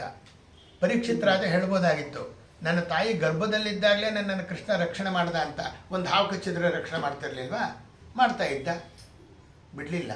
ಜನಮೇಜಯ ರಾಜನಿಗೆ ಒಪ್ಪಿಸ್ತಾನೆ ಬಂದ. ಭಾಗವತ ಇಲ್ಲಿ ಬಂದಾಗ 88,000 ಮಹರ್ಷಿಗಳಿದ್ದರು. ಅವ್ರು ರಕ್ಷಣೆ ಮಾಡ್ಬೋದಾಗಿತ್ತು, ಒಬ್ಬರು ಮಾಡಲಿಲ್ಲ. ಶುಕಾಚಾರ್ಯರು ಬಂದರು, ಕೈಗೆ ಹಾವು, ಮೈಗೆ ಹಾವು, ಮೇಲಾವು, ಕೆಳಗಾವು ಎಲ್ಲ ಸುತ್ತಕೊಂಡವರು. ಅವರು ರಕ್ಷಣೆ ಮಾಡ್ಬೋದಾಗಿತ್ತು, ಅವರು ರಕ್ಷಣೆ ಮಾಡಲಿಲ್ಲ. ಭಾಗವತ ಹೇಳಿದರು. ಭಾಗವತ ಕೇಳಿದ, ಪುಣ್ಯ ಆಗಿದೆ, ಎಲ್ಲ ಪಾಪ ಹೊರಟೋಗಿದೆ. ಮತ್ತೆ ಅವನು ರಾಜ ಆದರೆ ಮತ್ತೆ ಪಾಪ ಸಂಘಟನೆ ಆಗುತ್ತೆ, ಮೋಕ್ಷ ಬರೋದು ತಪ್ಪು ಹೋಗುತ್ತೆ. ಬೇಡ, ಮಾಡಬೇಡ ಅಂತ ಹೇಳಿದಂತೆ ಕಶ್ಯಪ. ಸರಿ ಎಂದ. ಯಾರು ಹಾಗೆ ಹೇಳಿ ಕಶ್ಯಪ ಹೊರಟೋದ. ತಕ್ಷಕ ತಾನು ಬರ್ತಾನೆ. ಸಾಯಂಕಾಲ ಸೂರ್ಯಾಸ್ತ ಸಮಯ. ಅನೇಕ ಜನ ಮಂತ್ರಿಗಳೆಲ್ಲ ಕೈಯಲ್ಲಿ ಫಲವನ್ನು ಹಿಡ್ಕೊಂಡು ಬಂದಿರ್ತಾರಲ್ಲಿ. ಶುಕಾಚಾರ್ಯ ಕೊಡೋಣ ಅಂತ ಹೇಳಿ ಅದ್ರ ಮೇಲೆ ಒಂದು ಸಣ್ಣ ಕ್ರಿಮಿ ಅನ್ನೋದಿರುತ್ತೆ. ಶುಕಾಚಾರ್ಯ ಹೊಟ್ಟೋದ್ರು. ಈ ಹಣ್ಣು ಹಂಪಲು ತೊಗೊಂಡು ಅವರೇನು ಮಾಡ್ತಾರೆ ಪಾಪ, ಅವಧೂತ ಚರ್ಯ ಒಳಗಿರೋರು. ಈ ರಾಜನಿಗೆ ಸಮರ್ಪಣೆ ಮಾಡಿದರೆ ತಕ್ಷಕ ಎದುರಿಗೆ ಬರಲಿಲ್ಲ. ಇದೇ ತಕ್ಷಕ ಆಗಿ ನನ್ನನ್ನು ಕೊಲ್ಲಬೇಕಷ್ಟೆ ಅಂತ ಅಂದ್ಕೊಂಡ. ಲಯಚಿಂತನೆ ಮಾಡ್ತೀನಿ ಎಂದ. ಕಣ್ಣು ಮುಚ್ಚಿದ. ಆಗ ಹಾವು ಇವನಿಗೆ ಬಂದು ಕಚ್ಚೋದಕ್ಕೂ ಮತ್ತು ಇವನ ಪ್ರಾಣ ಪಕ್ಷಿ ನೆತ್ತಿಯಿಂದ ಹಾರಿ ಹೋಗೋದಕ್ಕೂ ಕೋಇನ್ಸಿಡೆನ್ಸ್ ಅಂತಾರಲ್ಲ, ಹಾಗೆ ಆಯಿತು. ಬೇಜೆ ಖಗೇಂದ್ರ ಧ್ವಜಪಾದ ಮೂಲಂ. ಭಗವಂತನ ಪಾದಾರವಿಂದವನ್ನೇ ತಾನು ಸೇರಿದ ಪರೀಕ್ಷಿತ್ ಮಹಾರಾಜ ಎಂಬುದಾಗಿ ತಾವು ಹೇಳಿದರು. ಇದಾದ ಮೇಲೆ ತನ್ನ ತಂದೆ ಸಪ್ತ ಅಂತ ವಿಷಯ ಗೊತ್ತಾಯಿತು. ಜನಮೇಜಯ ರಾಜ ಅವನ ಮಗ ಬಹಳ ಖೇದವನ್ನಗೊಂಡ ಒಂದು ಸರ್ಪಯಾಗ ಅಂತ ಮಾಡ್ತಾನೆ. ಈ ಸರ್ಪಯಾಗದಲ್ಲಿ ಎಲ್ಲ ಸರ್ಪಗಳ ಸಂತತಿ ನಾಶ ಮಾಡಿಬಿಡ್ತೀನಿ ಅಂತ ಹೋಗ್ತಾನೆ. ತಕ್ಷಕ ಹೋಗಿ ಇಂದ್ರನನ್ನು ಮೊರೆ ಹೋಗ್ಬಿಡ್ತಾನೆ. ಎಲ್ಲ ಸರ್ಪಗಳು ಬಂದು ಬಿದ್ದು, ಅವನೇ ಬರಲಿಲ್ಲ. ಇಂದ್ರಾಯ ತಕ್ಷಕಾಯ ಸ್ವಾಹ ಅಂತ ಕರೀರಿ ಅಂತ. ಮಂತ್ರಬಲ ಹೆಂಗಿತ್ತು, ಇಂದ್ರನೇ ಬರ್ತಾ ಇದ್ದಾನೆ. ಆಗ ಆಸ್ತಿಕ ಅಂತ ಹೇಳಿ ಒಂದು ಸರ್ಪ, ಜರತ್ಕಾರುವಿನ ಮಗ, ತಾನು ಬಂದು ಭವತಿ ಭಿಕ್ಷಾ ಅಂದೇಹಿ ಇಂದ ಅಂದಾಗ ಏನಪ್ಪ ಬ್ರಾಹ್ಮಣಕ್ಕೂ ಏನಾದರೂ ಕೊಡಬೇಕು ಯಜ್ಞ ಮಾಡೋವಾಗ ಅಂದಾಗ ನೀವು ಮಾಡೋ ಯಜ್ಞ ನಿಲ್ಲಿಸು ಅಂದ. ಇದೇ ನಾ ಕೇಳೋದು ಅಂತ. ಬ್ರಾಹ್ಮಣಕ್ಕೆ ಕೊಡದೇ ಇದ್ದರೆ ದೋಷ ಬರುತ್ತೆ. ತಿಷ್ಟ ಅಂತ ಅಲ್ಲೇ ನಿಲ್ಲು ಅಂದ. ತಕ್ಷಕ ಕೆಳಗೆ ಬೀಳಲಿಲ್ಲ. ನಾಸ್ತಿಕ ಸರ್ಪದ ಸಂತತಿಯನ್ನು ಉಳಿಸಿದ. ಯಾರು ಆಸ್ತಿಕ. ಅದಕ್ಕೆ ಇವತ್ತು ಆಸ್ತಿಕ ಅಂತ ಮನೆಯಲ್ಲಿ ಬರೀತಾರೆ ಹಳ್ಳಿಗಳಲ್ಲಿ ಸಹ. ಆದ್ದರಿಂದ ಆಸ್ತಿಕನ ಸ್ಮರಣೆ ಮಾಡಿದರೆ ಸರ್ಪ ಭಯ ನಾಸ್ತಿ ಅಂತ ಎಂಬುದಾಗಿ ತಾವು ಹೇಳಿದರು. ಇದಾದ ಮೇಲೆ ವೇದವ್ಯಾಸರು ವೇದಗಳ ವಿಭಾಗ ಮಾಡಿದ್ದು, ಪುರಾಣಗಳ ರಚನೆ ಮಾಡಿದ್ದು, ಇವೆಲ್ಲ ಹೇಳ್ತಾ ಮಾರ್ಕಂಡೇಯ ಪುರಾಣದ ಚರಿತ್ರೆ ಹೇಳ್ತಾರೆ. ಮೃಕಂಡು ಎಂಬತಕ್ಕಂಥ ಒಬ್ಬ ಋಷಿ. ಆ ಮೃಕಂಡು ಎಂಬತಕ್ಕಂಥ ಋಷಿಗೆ ಮಾರ್ಕಂಡೇಯ ಅಂತ ಒಬ್ಬ ಮಗ ಇದ್ದಾನೆ. ಆ ಮಾರ್ಕಂಡೇಯ ಎಂಬತಕ್ಕಂಥ ಮಗನಿಗೆ 16 ವರ್ಷ ಮಾತ್ರ ಆಯುಷ್ಯಿತ್ತು. 14 ವರ್ಷ ಕಳೆದು ಬಿಟ್ಟರು. 14 ವರ್ಷ ಕಳೆದ ಮೇಲೆ ಯೋಚನೆ ಬಂತು, ಅಯ್ಯೋ ನನ್ನ ಮಗ ಸತ್ತೋಗ್ತಾನಲ್ಲ, ಏನು ಮಾಡೋದು ಅಂತ. ನಾರದರು ಬಂದರು, ನಮಸ್ಕಾರ ಮಾಡ್ದ. ಶತಮಾನಂ ಭವತು ಅಂತ ಆಶೀರ್ವಾದ ಮಾಡಿದರು. ನಾರದರೆ ನಿಮ್ಮ ಆಶೀರ್ವಾದ ನಿಜ ಆಗಬೇಕು. ಯಾಕೆ ಅಂದರು. ಜಾತಕ ಕೊಡ್ತೀವಿ ನೋಡ್ರಿ ಅಂದರು. ನೋಡ್ತಾರೆ 2 ವರ್ಷ ಆಯುಷ್ಯ ಇರೋದು. ಇನ್ಮೇಲೆ ಯಾರಾದರೂ ನಮಸ್ಕಾರ ಮಾಡಿದ್ರೆ ಜಾತಕ ಕೊಟ್ಟು ನಮಸ್ಕಾರ ಮಾಡಿ ಅಂದರು ನಾರದರು. ಆಮೇಲೆ ಸಪ್ತ ಋಷಿಗಳ ಹತ್ರ ಕರ್ಕೊಂಡು ಹೋಗ್ತಾರೆ ನಾರದರು. ಹೊಡಿ ನಮಸ್ಕಾರ ಅಂದರು. ಅವರು ನಮಸ್ಕಾರ ಮಾಡಿದರು. ಶತಮಾನಂ ಭವತು ಶತಾಯು ಪುರುಷ ಶತೇಂದ್ರಿಯೇಂ ಆಯುಷ್ಯೇವೇಂದ್ರಿಯೇಂ ಪ್ರತಿಷ್ಠತೆ ಹೇಳಿದರು. ಅಬ್ಬಾ ನನ್ನ ಭಾರ ಕಳೀತು ಅಂದರು. 7 ಜನ ಋಷಿಗಳು ನಮಸ್ಕಾರ ಮಾಡಿದ್ದಾರೆ, ಆಶೀರ್ವಾದ ಮಾಡಿದ್ದಾರೆ ಅಂದರು. ಅವರು ನಮಗೆ ನಮ್ಗೆ ಯಾಕೆ ಜವಾಬ್ದಾರಿ ಅಂದರು. ಬ್ರಹ್ಮದೇವ್ರ ಲೋಕಕ್ಕೆ ಕರ್ಕೊಂಡು ಹೋಗೋಣ ಅಂತ ಸತ್ಯಲೋಕಕ್ಕೆ ಕರ್ಕೊಂಡು ಹೋದರು. ಸತ್ಯಲೋಕದಲ್ಲಿ ಎಲ್ಲರೂ ನಮಸ್ಕಾರ ಮಾಡಿದರು. ಶತಮಾನಂ ಭವತು ಅಂದ್ಬಿಟ್ರು ಬ್ರಹ್ಮದೇವರು. ಯಾರು ಇವನ ಹಣೆ ಒಳಗೆ ಅದು ಬರೆದಿದ್ರು ಅವರೇ ಬರೆದ್ರು ಅಂದರು. ಆಗ ಬ್ರಹ್ಮದೇವರು ಹೇಳ್ತಾರೆ, ಇಷ್ಟು ಜನ ಎಲ್ಲ ಬಂದು ಕೇಳಿದ್ರಿಂದ 7 ಕಲ್ಪ ಆಯುಷ್ ಕೊಟ್ಟಿದ್ದೀನಿ ಅಂದರು. 7 ಕಲ್ಪ ಆಯುಷ್ ಕೊಟ್ಬಿಟ್ರೆ ಬ್ರಹ್ಮದೇವ್ರ ಕಲ್ಪ ಏನಾಗ್ಬೇಕ್ರಿ? ನಾನು ಹೇಳಿ 7 ಕಲ್ಪ ತೊಗೊಂಡು ನಾನೇನು ಮಾಡಲಿ? 100 ವರ್ಷ ಬಾಳಿಕೆ ಮಾಡೋ ಒಟ್ಟಿಗೆ ಬೇಜಾರಾಗಿರುತ್ತೆ, ಇಂದ್ರಿಯಗಳೆಲ್ಲ ಕುಂಠಿತವಾಗಿರುತ್ತೆ. ಆದ್ದರಿಂದ ಬೇಡ ಎಂಬುದಾಗಿ ತಾನು ಹೇಳ್ತಾ, ಕೊಟ್ಟರೆ ಆಯುಷ್ಯು ಸಾರ್ಥಕವಾದ ಆಯುಷ್ಯನ್ನು ಕೊಡು, ಸಾಧನೆ ಮಾಡ್ಕೊಳ್ಳೋಕೆ ಯೋಗ್ಯವಾದ ಆಯುಷ್ಯನ್ನು ಕೊಡು ಅಂದಾಗ ತಪಸ್ಸು ಮಾಡ್ತಾ ಇದ್ದಾರೆ. ಹಾಗೆ ಆಗಲಿ ಅಂತ ಭಗವಂತ ಪ್ರತ್ಯಕ್ಷ ಆದ. ಏನು ವರ ಬೇಕು ಅಂತ ಕೇಳಿದಾಗ ತಾವು ಹೇಳ್ತಾರೆ, ಪ್ರಳಯ ಕಾಲದ ಲೀಲೆ ನೋಡಬೇಕು ಅಂತ. ಇದ್ದಕ್ಕಿದ್ದಂತೆ ಮಳೆ ಬರುತ್ತೆ, ಬರ್ರಂತ ಸುನಾಮಿ ಅಲೆ ಬಂದಂಗೆ ಬರುತ್ತೆ. ಅಲ್ಲೊಂದು ಮಗು ಮಲಗಿರುತ್ತೆ, ಹೋಗ್ತಾರೆ, ಉಸಿರು ಎಳ್ಕೊಳ್ಳುತ್ತೆ, ಒಳಗೆ ಹೋಗ್ತಾರೆ. ಅಲ್ಲಿ ಸಪ್ತ ಖಂಡಗಳನ್ನು ನೋಡ್ತಾರೆ, ಪರ್ವತಗಳನ್ನು ನೋಡ್ತಾರೆ, ನದಿಗಳನ್ನು ನೋಡ್ತಾರೆ. ಮತ್ತು ಉಸಿರು ಬಿಡುತ್ತೆ, ಹೊರಗೆ ಬರ್ತಾರೆ, ಮತ್ತೆ ಒಳಗೆ ಹೋಗುತ್ತೆ, ಮತ್ತೆ ಹೊರಗೆ ಬರುತ್ತೆ, ಒಳಗೆ ಹೋಗುತ್ತೆ. 7 ಸರ್ತಿ ಒಳಗೆ ಹೋಗಿ ಹೊರಗೆ ಬಂದರು. 1 ಕಲ್ಪ ಮುಗಿದ ಮೇಲೆ ಪರಮಾತ್ಮನ ಉದುರದೊಳಗೆ ಹೋಗಿ ಬರಬೇಕು. 7 ಸರ್ತಿ ಒಳಗೆ ಹೋದರು, 7 ಸರ್ತಿ ಒಳಗೆ ಬಂದರು. 7 ಕಲ್ಪ ಆಯ್ತಲ್ಲ. ಹೊರಗೆ ಬರ್ತಾರೆ, ತಮ್ಮ ಸಂಧ್ಯಾ ವಂದನೆ, ಲೋಟ ಅಲ್ಲೇ ಇದೆ, ಇದು ಅಲ್ಲೇ ಇದೆ. ಈ ಥರ ಅದ್ಭುತವಾದ ಲೀಲೆ ತೋರಿಸ್ತಾನೆ. ಮಾರುದ್ರ ದೇವರು ಪಾರ್ವತಿ ಹೋಗ್ತಿದ್ದಾರೆ. ನೋಡ್ರಿ, ಮಾರ್ಕಂಡೇಯರಿಗೆ ಆಶೀರ್ವಾದ ಮಾಡಿ ಹೋಗೋಣ ಬನ್ನಿರಿ ಪಾರ್ವತಿ ಅಂದ್ಲು. ಅಯ್ಯೋ ವಿಷ್ಣು ಭಕ್ತರು ಏನು ಕೇಳಲ್ಲ ಬಿಡು. ಇಲ್ಲ ನಾವು ಕೊಡೋಣ ಬನ್ನಿರಿ ಅಂತ ಬರ್ತಾರೆ. ನೀನು ದರ್ಶನ ಕೊಟ್ಟಿದ್ದೇ ದೊಡ್ಡ ವರ ಸ್ವಾಮಿ, ನನಗಿನ್ನೇನು ಬೇಡ ಅಂತಾರೆ. ಆದರೂ ಅಚಲವಾದ ಭಕ್ತಿ ಎನ್ನುವುದು ನನಗೆ ಕೊಡು ಅಂತ ಹೇಳ್ತಾರೆ. ಆಗ ರುದ್ರದೇವರು ಹೇಳ್ತಾರೆ, ಯಾವುದೇ ಅಧ್ಯಯನ ಇಲ್ಲದೆ ಸಕಲ ಶಾಸ್ತ್ರಗಳು ನಿನಗೆ ಸಿದ್ಧಿಸ್ಲಿ ಎಂದು. ರಾಮ ಶಬ್ದನೂ ನೀನು ಕಲಿಯೋದು ಬೇಡ, ಎಲ್ಲ ಶಾಸ್ತ್ರಗಳು ಯಾವ ಸಂದರ್ಭಕ್ಕೆ ಅವರೇನೆ ಪಾಂಡವರಿಗೆ ಬಂದು ತತ್ವಜ್ಞಾನ ಉಪದೇಶ ಮಾಡ್ತಾರೆ. ಒಬ್ಬೊಬ್ರಿಗೆ ಹಿಂಗಾಗಿದೆ ರೀ. ಅನೇಕ ಜನರಿಗೆ ಜಯತೀರ್ಥ ಅಂತ ಇದ್ದ, ಜಯತೀರ್ಥರ ಶಿಷ್ಯ, ಅವರೇ ವಿಷ್ಣು ತೀರ್ಥರಾಗೋದು ಮುಂದೆ. ಆಯಿತಾ? ಅವ್ರಿಗೇನು ಗೊತ್ತಾ, ಒಂದು ಮಜ್ಜಿಗೆ ಕೊಟ್ಟರಂತೆ ಜಯತೀರ್ಥರು ಕನಸಿನಲ್ಲಿ. ಮಜ್ಜಿಗೆ ಕುಡ್ದ, ತತ್ವಜ್ಞಾನ ಬಂದ್ಬಿಡ್ತು ಅಂತ ಹೇಳ್ತಾರೆ. ಆದ್ದರಿಂದ ಹಿಂಗೆಲ್ಲ ಇದೆ ಒಬ್ಬೊಬ್ಬರಿಗೆ. ಅವರಿಗೆ ಸಾಧನೆ ಪೂರ್ತಿಯಾಗಿರುತ್ತೆ. ಬುದ್ಧಿ ಮುಚ್ಚಿದ ಕೆಂಡ ಅಂತ ಉಪ್ಪನ್ನು ತೂದಿದ್ರೆ ಸಾಕು, ಈ ಥರ ಇರುತ್ತೆ. ಅದನ್ನು ಹೇಳಿದರು. ಇದಾದ ಮೇಲೆ ಆದಿತ್ಯ, ಈಗ ಸೂರ್ಯನ ಹೆಂಡತಿ ಸಂಜ್ಞಾದೇವಿ ಅಂತ, ಅವಳು ಗಂಡನ ತಾಪ ತಾಳಲಾರದೆ ಮನೆಗೆ ಹೊಟ್ಟೋಗ್ತಾಳೆ, ತಂದೆ ಮನೆಗೆ. ವಿಶ್ವಕರ್ಮ ತಂದೆ ನೋಡೋ, ಮದುವೆ ಆದಮೇಲೆ ಸುಖ ಆಗಲಿ ದುಃಖ ಆಗಲಿ ಗಂಡನ ಮದುವೆ ಇರಬೇಕು, ಬರಬೇಡ ಅಂತ. ಆಗ ಕುದುರೆ ರೂಪ ಹಾಕ್ಕೊಂಡು ಕುರುಕ್ಷೇತ್ರದಲ್ಲಿ ಇರ್ತಾಳೆ. ಸೂರ್ಯನೂ ಸಹ ಬಂದು ನನ್ನ ಹೆಂಡತಿ ಎಲ್ಲಿ ಅಂತ ಕೇಳ್ತಾನೆ. ಅಯ್ಯೋ ನಿನ್ನ ತಾಪ ತಡೆಯೋಕ್ಕಾಗೋದಿಲ್ವಂತೋ, ಅದನ್ನು ಬೇರೆ ಬೇರೆ ಮಾಡು, ಸ್ವಲ್ಪ ಕಮ್ಮಿ ಮಾಡು. ಆಗ 12 ರೂಪ ತಾಳ್ತಾನೆ. ಅವರೇ ದ್ವಾದಶಾದಿತ್ಯರು. ವೈಶಾಖ ಮಾಸದ ಬಿಸಿಲೇ ಬೇರೆ, ಫಾಲ್ಗುಣ ಮಾಸದ ಬಿಸಿಲೇ ಬೇರೆ, ಭಾದ್ರಪದ ಮಾಸದ ಬಿಸಿಲೇ ಬೇರೆ ಅಲ್ವಾ. 12 ರೂಪ ಆಗುತ್ತೆ. ಇದು ಸೂರ್ಯ ಒಂದೊಂದು ತಿಂಗಳಲ್ಲಿ ಒಂದೊಂದು ರೂಪದಿಂದ ಶಾಖ ಕೊಟ್ಟರೆ, ನಮ್ಮ ಭಾಗವತ 12 ಸ್ಕಂದ, 12 ಸೂರ್ಯ ಇದ್ದಂತೆ, ದ್ವಾದಶಾದಿತ್ಯರಿದ್ದಂತೆ ನಮ್ಮ ಅಜ್ಞಾನ ಅನ್ನೋ ಅಂಧಕಾರವನ್ನು ಕಳೆದು ಜ್ಞಾನವನ್ನು ಕೊಡ್ತಕ್ಕಂಥದ್ದು. ಇದನ್ನು ಸಪ್ತಾಹ ಕ್ರಮದಲ್ಲಿ ಹೇಳ್ತಕ್ಕಂಥದ್ದನ್ನು ಪರೀಕ್ಷಿತ್ ಮಹಾರಾಜನಿಗೆ ಶುಕಾಚಾರ್ಯರು ಭಾಗವತ ಹೇಳಿದ್ದು 7 ದಿವಸ, ಭಾದ್ರಪದ ಶುದ್ಧ ನವಮಿಯಿಂದ ಭಾದ್ರಪದ ಶುದ್ಧ ಪೌರ್ಣಿಮೆಯ ತನಕ. ಅದಕ್ಕೆ ಪ್ರೋಷ್ಠಪದಿ ಪರೀಕ್ಷಿತ್ ಮಹಾರಾಜ ಬೇಜೆ ಖಗೇಂದ್ರ ಧ್ವಜಪಾರಂಭವನ್ನು ಆಗಿದ್ದಿವತ್ತೆ. ಭಾದ್ರಪದ ಶುದ್ಧ ಹುಣ್ಣಿಮೆ. ಅದಕ್ಕೋಸ್ಕರ ಈ ಕಾಲದಲ್ಲಿ ಭಾಗವತ ಹೇಳಬೇಕು, ಭಾಗವತ ಕೇಳಬೇಕು ಅನ್ನೋದೊಂದು ಸತ್ಸಂಪ್ರದಾಯ ಬಂದಿದೆ. ಹೇಳೋರಲ್ಲಿ ಶುಕಾಚಾರ್ಯ ಸನ್ನಿಧಾನ ಅಂತ ಅನ್ನೋದು ವಿಶೇಷವಾಗಿರುತ್ತದೆ. ಅವರು ಹೇಳ್ತಾರೆ ಈ ಸಂದರ್ಭದಲ್ಲಿ, ಬೇಕಾದಷ್ಟು ಹೇಳ್ತಾರೆ, ಹೇಳೋದು ಹೇಳ್ಬಿಡ್ತೀನಿ, ಆಮೇಲೆ ಅದಕ್ಕೆ ಯೋಚನೆ ಮಾಡ್ಕೊಂಡು ಹೋಗ್ಬಂದರೆ ಅದೇನು ಹೇಳ್ತಾರೆ ಅಂದರೆ, ಭಾದ್ರಪದ ಮಾಸದ ಪ್ರೋಷ್ಠಪದಿಯಲ್ಲಿ ಭಾಗವತ ಹೇಳಿದವರಿಗೆ ತಾವು ಹೇಮಸಿಂಹ ಸಮನ್ವಿತಮ್ ಅಂತಾರೆ. ಭಾಗವತವನ್ನು ಕೈನಲ್ಲಿ ಬರೆದು ಆ ಕೃತಿಯನ್ನು, ಭಾಗವತ ಪುಸ್ತಕವನ್ನು ಸಿಂಹದ ಆಕಾರದಲ್ಲಿ ಬಂಗಾರ ಹೇಮ ಅಂದರೆ ಸುವರ್ಣ ಸಿಂಹವನ್ನು ಮಾಡಿ ವ್ಯಾಸಪೀಠದ ಮೇಲೆ ಇಟ್ಟು ಅದರ ಮೇಲೆ ಭಾಗವತ ಇಟ್ಟು ದಾನ ಮಾಡಬೇಕು ಎಂಬುದಾಗಿ ತಾವು ಹೇಳ್ತಾರೆ. ಇದನ್ನು ವಿಶಿಷ್ಟವಾಗಿರ್ತಕ್ಕಂಥದ್ದು. ಇಂಥ ಭಾಗವತವನ್ನು ಪೂರ್ತಿ ಹೇಳಿದ್ದೀನಿ ಅಂತ ಹೇಳಲ್ಲ. ಸಮುದ್ರ ಸ್ನಾನಕ್ಕೆ ಹೋಗ್ಬಿಟ್ಟು ಒಂದೇ ಒಂದು ತಮಗೆ ತಲೆ ಮೇಲೆ ಹಾಕೊಂಡ್ಬಿಟ್ಟು ನಾನು ಸಮುದ್ರ ಸ್ನಾನ ಮಾಡಿದೆ ಅಂತ ಹೇಳ್ತೀರಲ್ಲ, ಹಾಗೆ ಭಾಗವತ ಎಂಬತಕ್ಕಂಥದ್ದು ಒಂದು ದೊಡ್ಡ ಸಿಂಧು, ಅದರಲ್ಲಿ ಒಂದು ಬಿಂದು. ಆದ್ದರಿಂದ ನಾವು ಇವತ್ತು ವಿಶೇಷ ಅಂದರೆ ಭಾದ್ರಪದ ಶುದ್ಧ ಹುಣ್ಣಿಮೆ, ಜೊತೆಯೊಳಗೆ ಗ್ರಹಣ ಬಂದಿರೋದು ಮತ್ತು ವಿಶೇಷವಾಗಿರೋದು. ಪರ್ವಕಾಲಗಳಲ್ಲಿ ಭಾಗವತ ಹೇಳಬೇಕು ಅಂತ ಹಿಂದೆ ನಾವೆಲ್ಲ ನಮ್ಮದೇ ಒಂದು ಗ್ರೂಪ್ ಇತ್ತು. ಈ ಗ್ರಹಣ ಬಂತು ಅಂದರೆ ಕಾವೇರಿ ನದಿಗೆ ಹೋಗ್ತಾ ಇದ್ವು ಶ್ರೀರಂಗಪಟ್ಟಣಕ್ಕೆ. ಅಲ್ಲಿ ಸ್ನಾನ ಮಾಡಿ ಗ್ರಹಣ ಬಿಡೋ ತನಕ ಭಾಗವತ ಹೇಳ್ಬಿಟ್ಟು ಬಸ್ ಸ್ನಾನ ಮಾಡ್ಕೊಂಡು ಬರ್ತೀವಿ.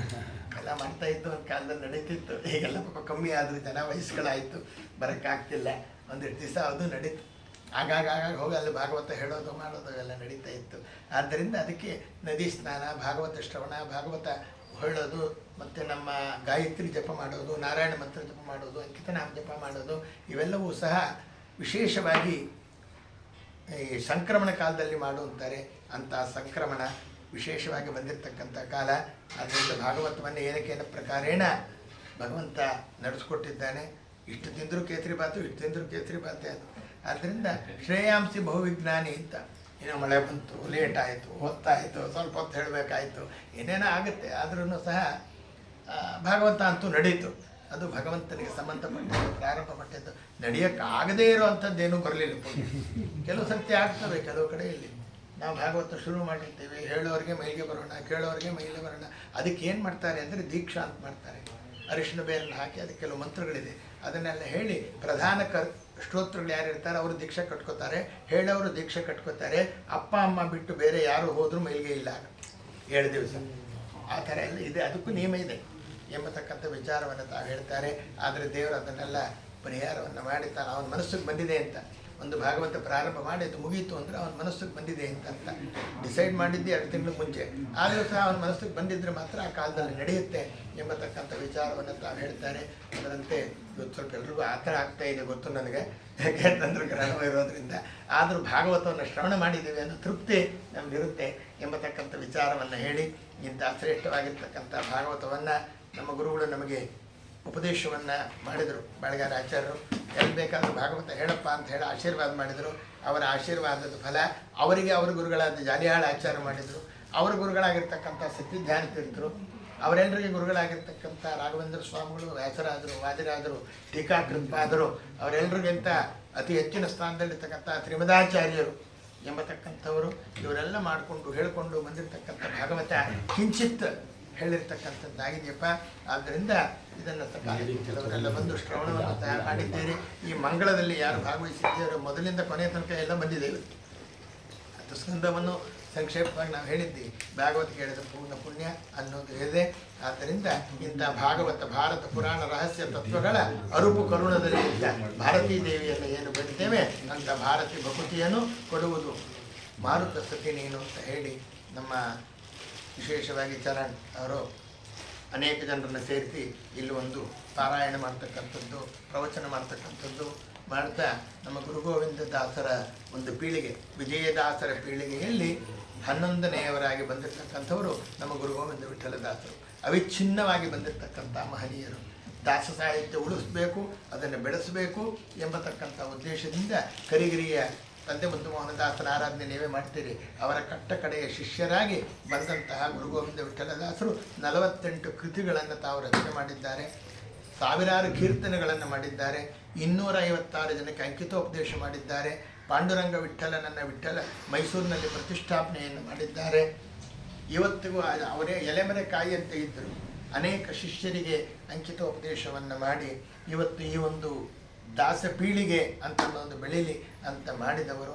ಅವರಲ್ಲಿ ನಮ್ಮ ತಿರುಮಲೇಶ ಹರಿವಿಠ್ಠಲರು ಒಬ್ಬರು, ಅವರ ಅಂಕಿತನಾಮದಲ್ಲಿ ಏನು ಹೇಳಿರ್ತಾರೋ ಅದರಂತೆ ಅವರ ಜೀವನದಲ್ಲಿ ನಡೀತಾ ಇರತಕ್ಕಂಥದ್ದಾಗುತ್ತೆ ಕೆಲವೆಲ್ಲವೂ ಸಹ. ಅದೇ ರೀತಿಯಲ್ಲಿ ಅವರು ಸಹ ಅನೇಕ ಪುಸ್ತಕಗಳನ್ನು, ಅನೇಕ ಜ್ಞಾನಿಗಳ ಇದನ್ನು ಪ್ರಕಟಣೆಯನ್ನು ಸಹ ಅವರು ಮಾಡಿದರು. ಅನೇಕ ಜನರಿಗೆ ಅಂಕಿತೋಪದೇಶ ಅವರೊಂದು ರೀತಿಯಲ್ಲಿ ಕೊಟ್ಟರು. ಬಂಡ್ರಿನಾಥ್ ವಿಠಲರು ಕೆಲವರು ಕೊಟ್ಟರು. ಹಾಗೆ ನಮ್ಮ ಕಡೆಯಿಂದ ಕೆಲವರು ತಗೊಂಡ್ರು. ಹೀಗೆ ಅಂತೂ ಅದು ಬೆಳೀತಾ ಇದೆ. ಆ ಒಂದು ಪರಂಪರೆ ಅಂತ ಅನ್ನೋದು ಬೆಳ್ಕೊಂಡು ಬರ್ತಾ ಇರತಕ್ಕಂಥದ್ದಾಗಿದೆ. ಆದ್ದರಿಂದ ಅಂತ ಗುರುಗೋವಿಂದ ದಾಸರ ಶಿಷ್ಯರು ಅಂತ ನಾವು ಹೇಳಿಕೊಂಡ್ರೆ ನಾವು ಹೇಳ್ತಾ ಇದ್ದೀವಲ್ಲ, ಅದೇ ಒಂದು ಸ್ಫೂರ್ತಿ ನಮಗೆ. ಅದು ಒಂದು ಮಾರಲ್ ಫಿಯರ್ ನಮಗೆ ಇರ್ತಕ್ಕಂಥದ್ದಾಗಿರೋದ್ರಿಂದ ಇಂಥ ಭಾರತ, ಭಾಗವತ ಇತ್ಯಾದಿಗಳು ಹೇಳೋದು.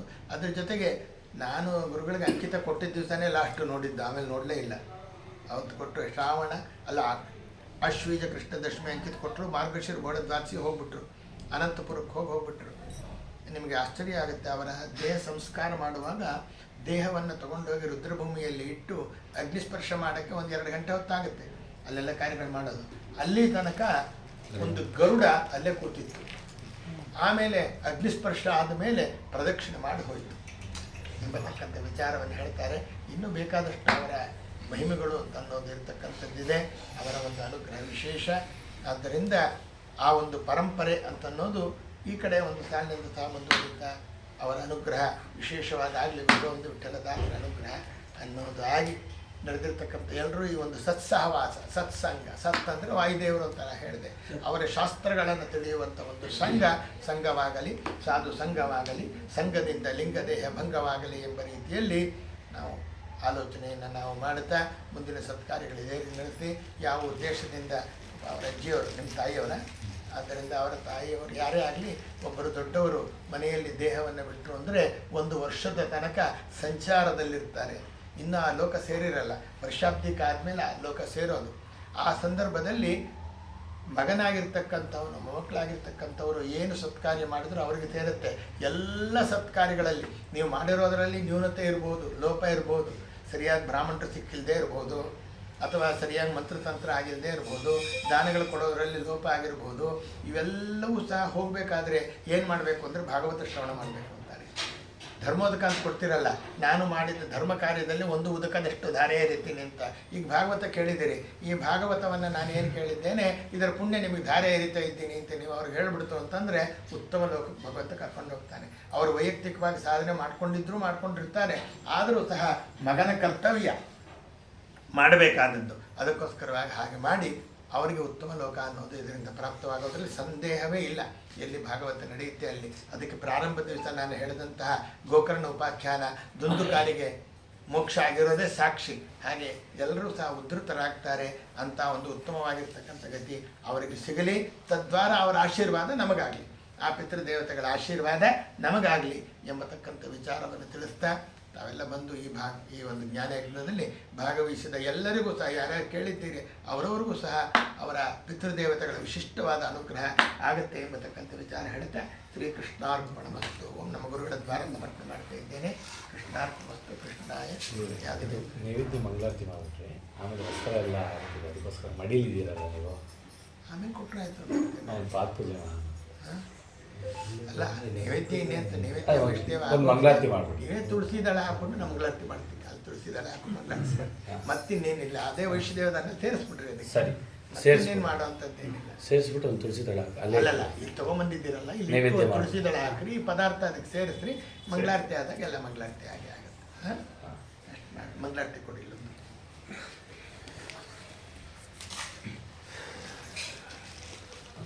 ಆನಂದತೀರ್ಥರೆಂಬ ಅರ್ತಿಯ ಪೆಸರುಳ್ಳ ಗುರುಮನ್ನ ಮುನಿರಾಯ, ಏನೆಂಬೆನ ನಿಮ್ಮ ಕರುಣಕ್ಕೆ ಎಲೆಗಣೆ ಗುರುಮನ್ನ ಮುನಿರಾಯ.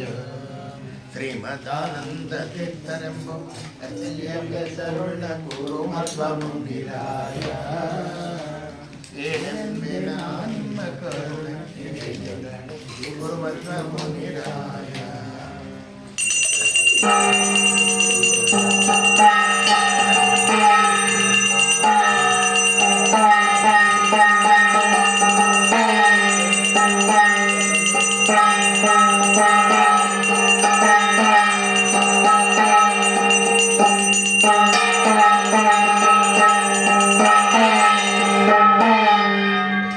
ನಿಮ್ಮ ಕರುಣಕ್ಕೆ ಎಣೆಗಣೆ ಗುರುಮಧ್ವ ಮುನಿರಾಯ,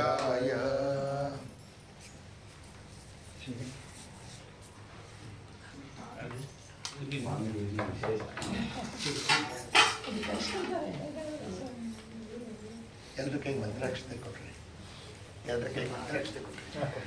ರಾಜಾದಿರಾಜಾಯ ಪ್ರತ್ಯಕ್ಷಾಯಿನೇ ನಮೋ ವಯಂ ವೈ ಶ್ರವಣಾಯ ಮಹೇ ಸಮೇಗಾಮಾಗಾಮಗಾಮಾಯ ವಶ್ಯಂ ರಾಮೇಶ್ವರೋ ವೈ ಶ್ರವಣೋ ದದಾತು ಕುಬೇರಾಯ ವೈ ಶ್ರವಣಾಯ ಮಹಾರಾಜಾಯ ನಮಃ ಯೋ ವೇದಾಂತಬ್ರಹ್ಮಣೋ ವೇದಾಂತಮೃತಾಮೃತಾಂಬರಿಃ ತಸ್ಮೈ ಬ್ರಹ್ಮಾ ಚ ಬ್ರಹ್ಮಾಜಾಯಷ್ಕೀರ್ತಿಂ ಪ್ರದಾಮುದೋ ತಾಸಾಮಾವೀರಭುಶ್ಚೌರಿ ಸ್ಮಯಮಾನ ಮುಖಾಂಬುಜಾಃ ಪೀತಾ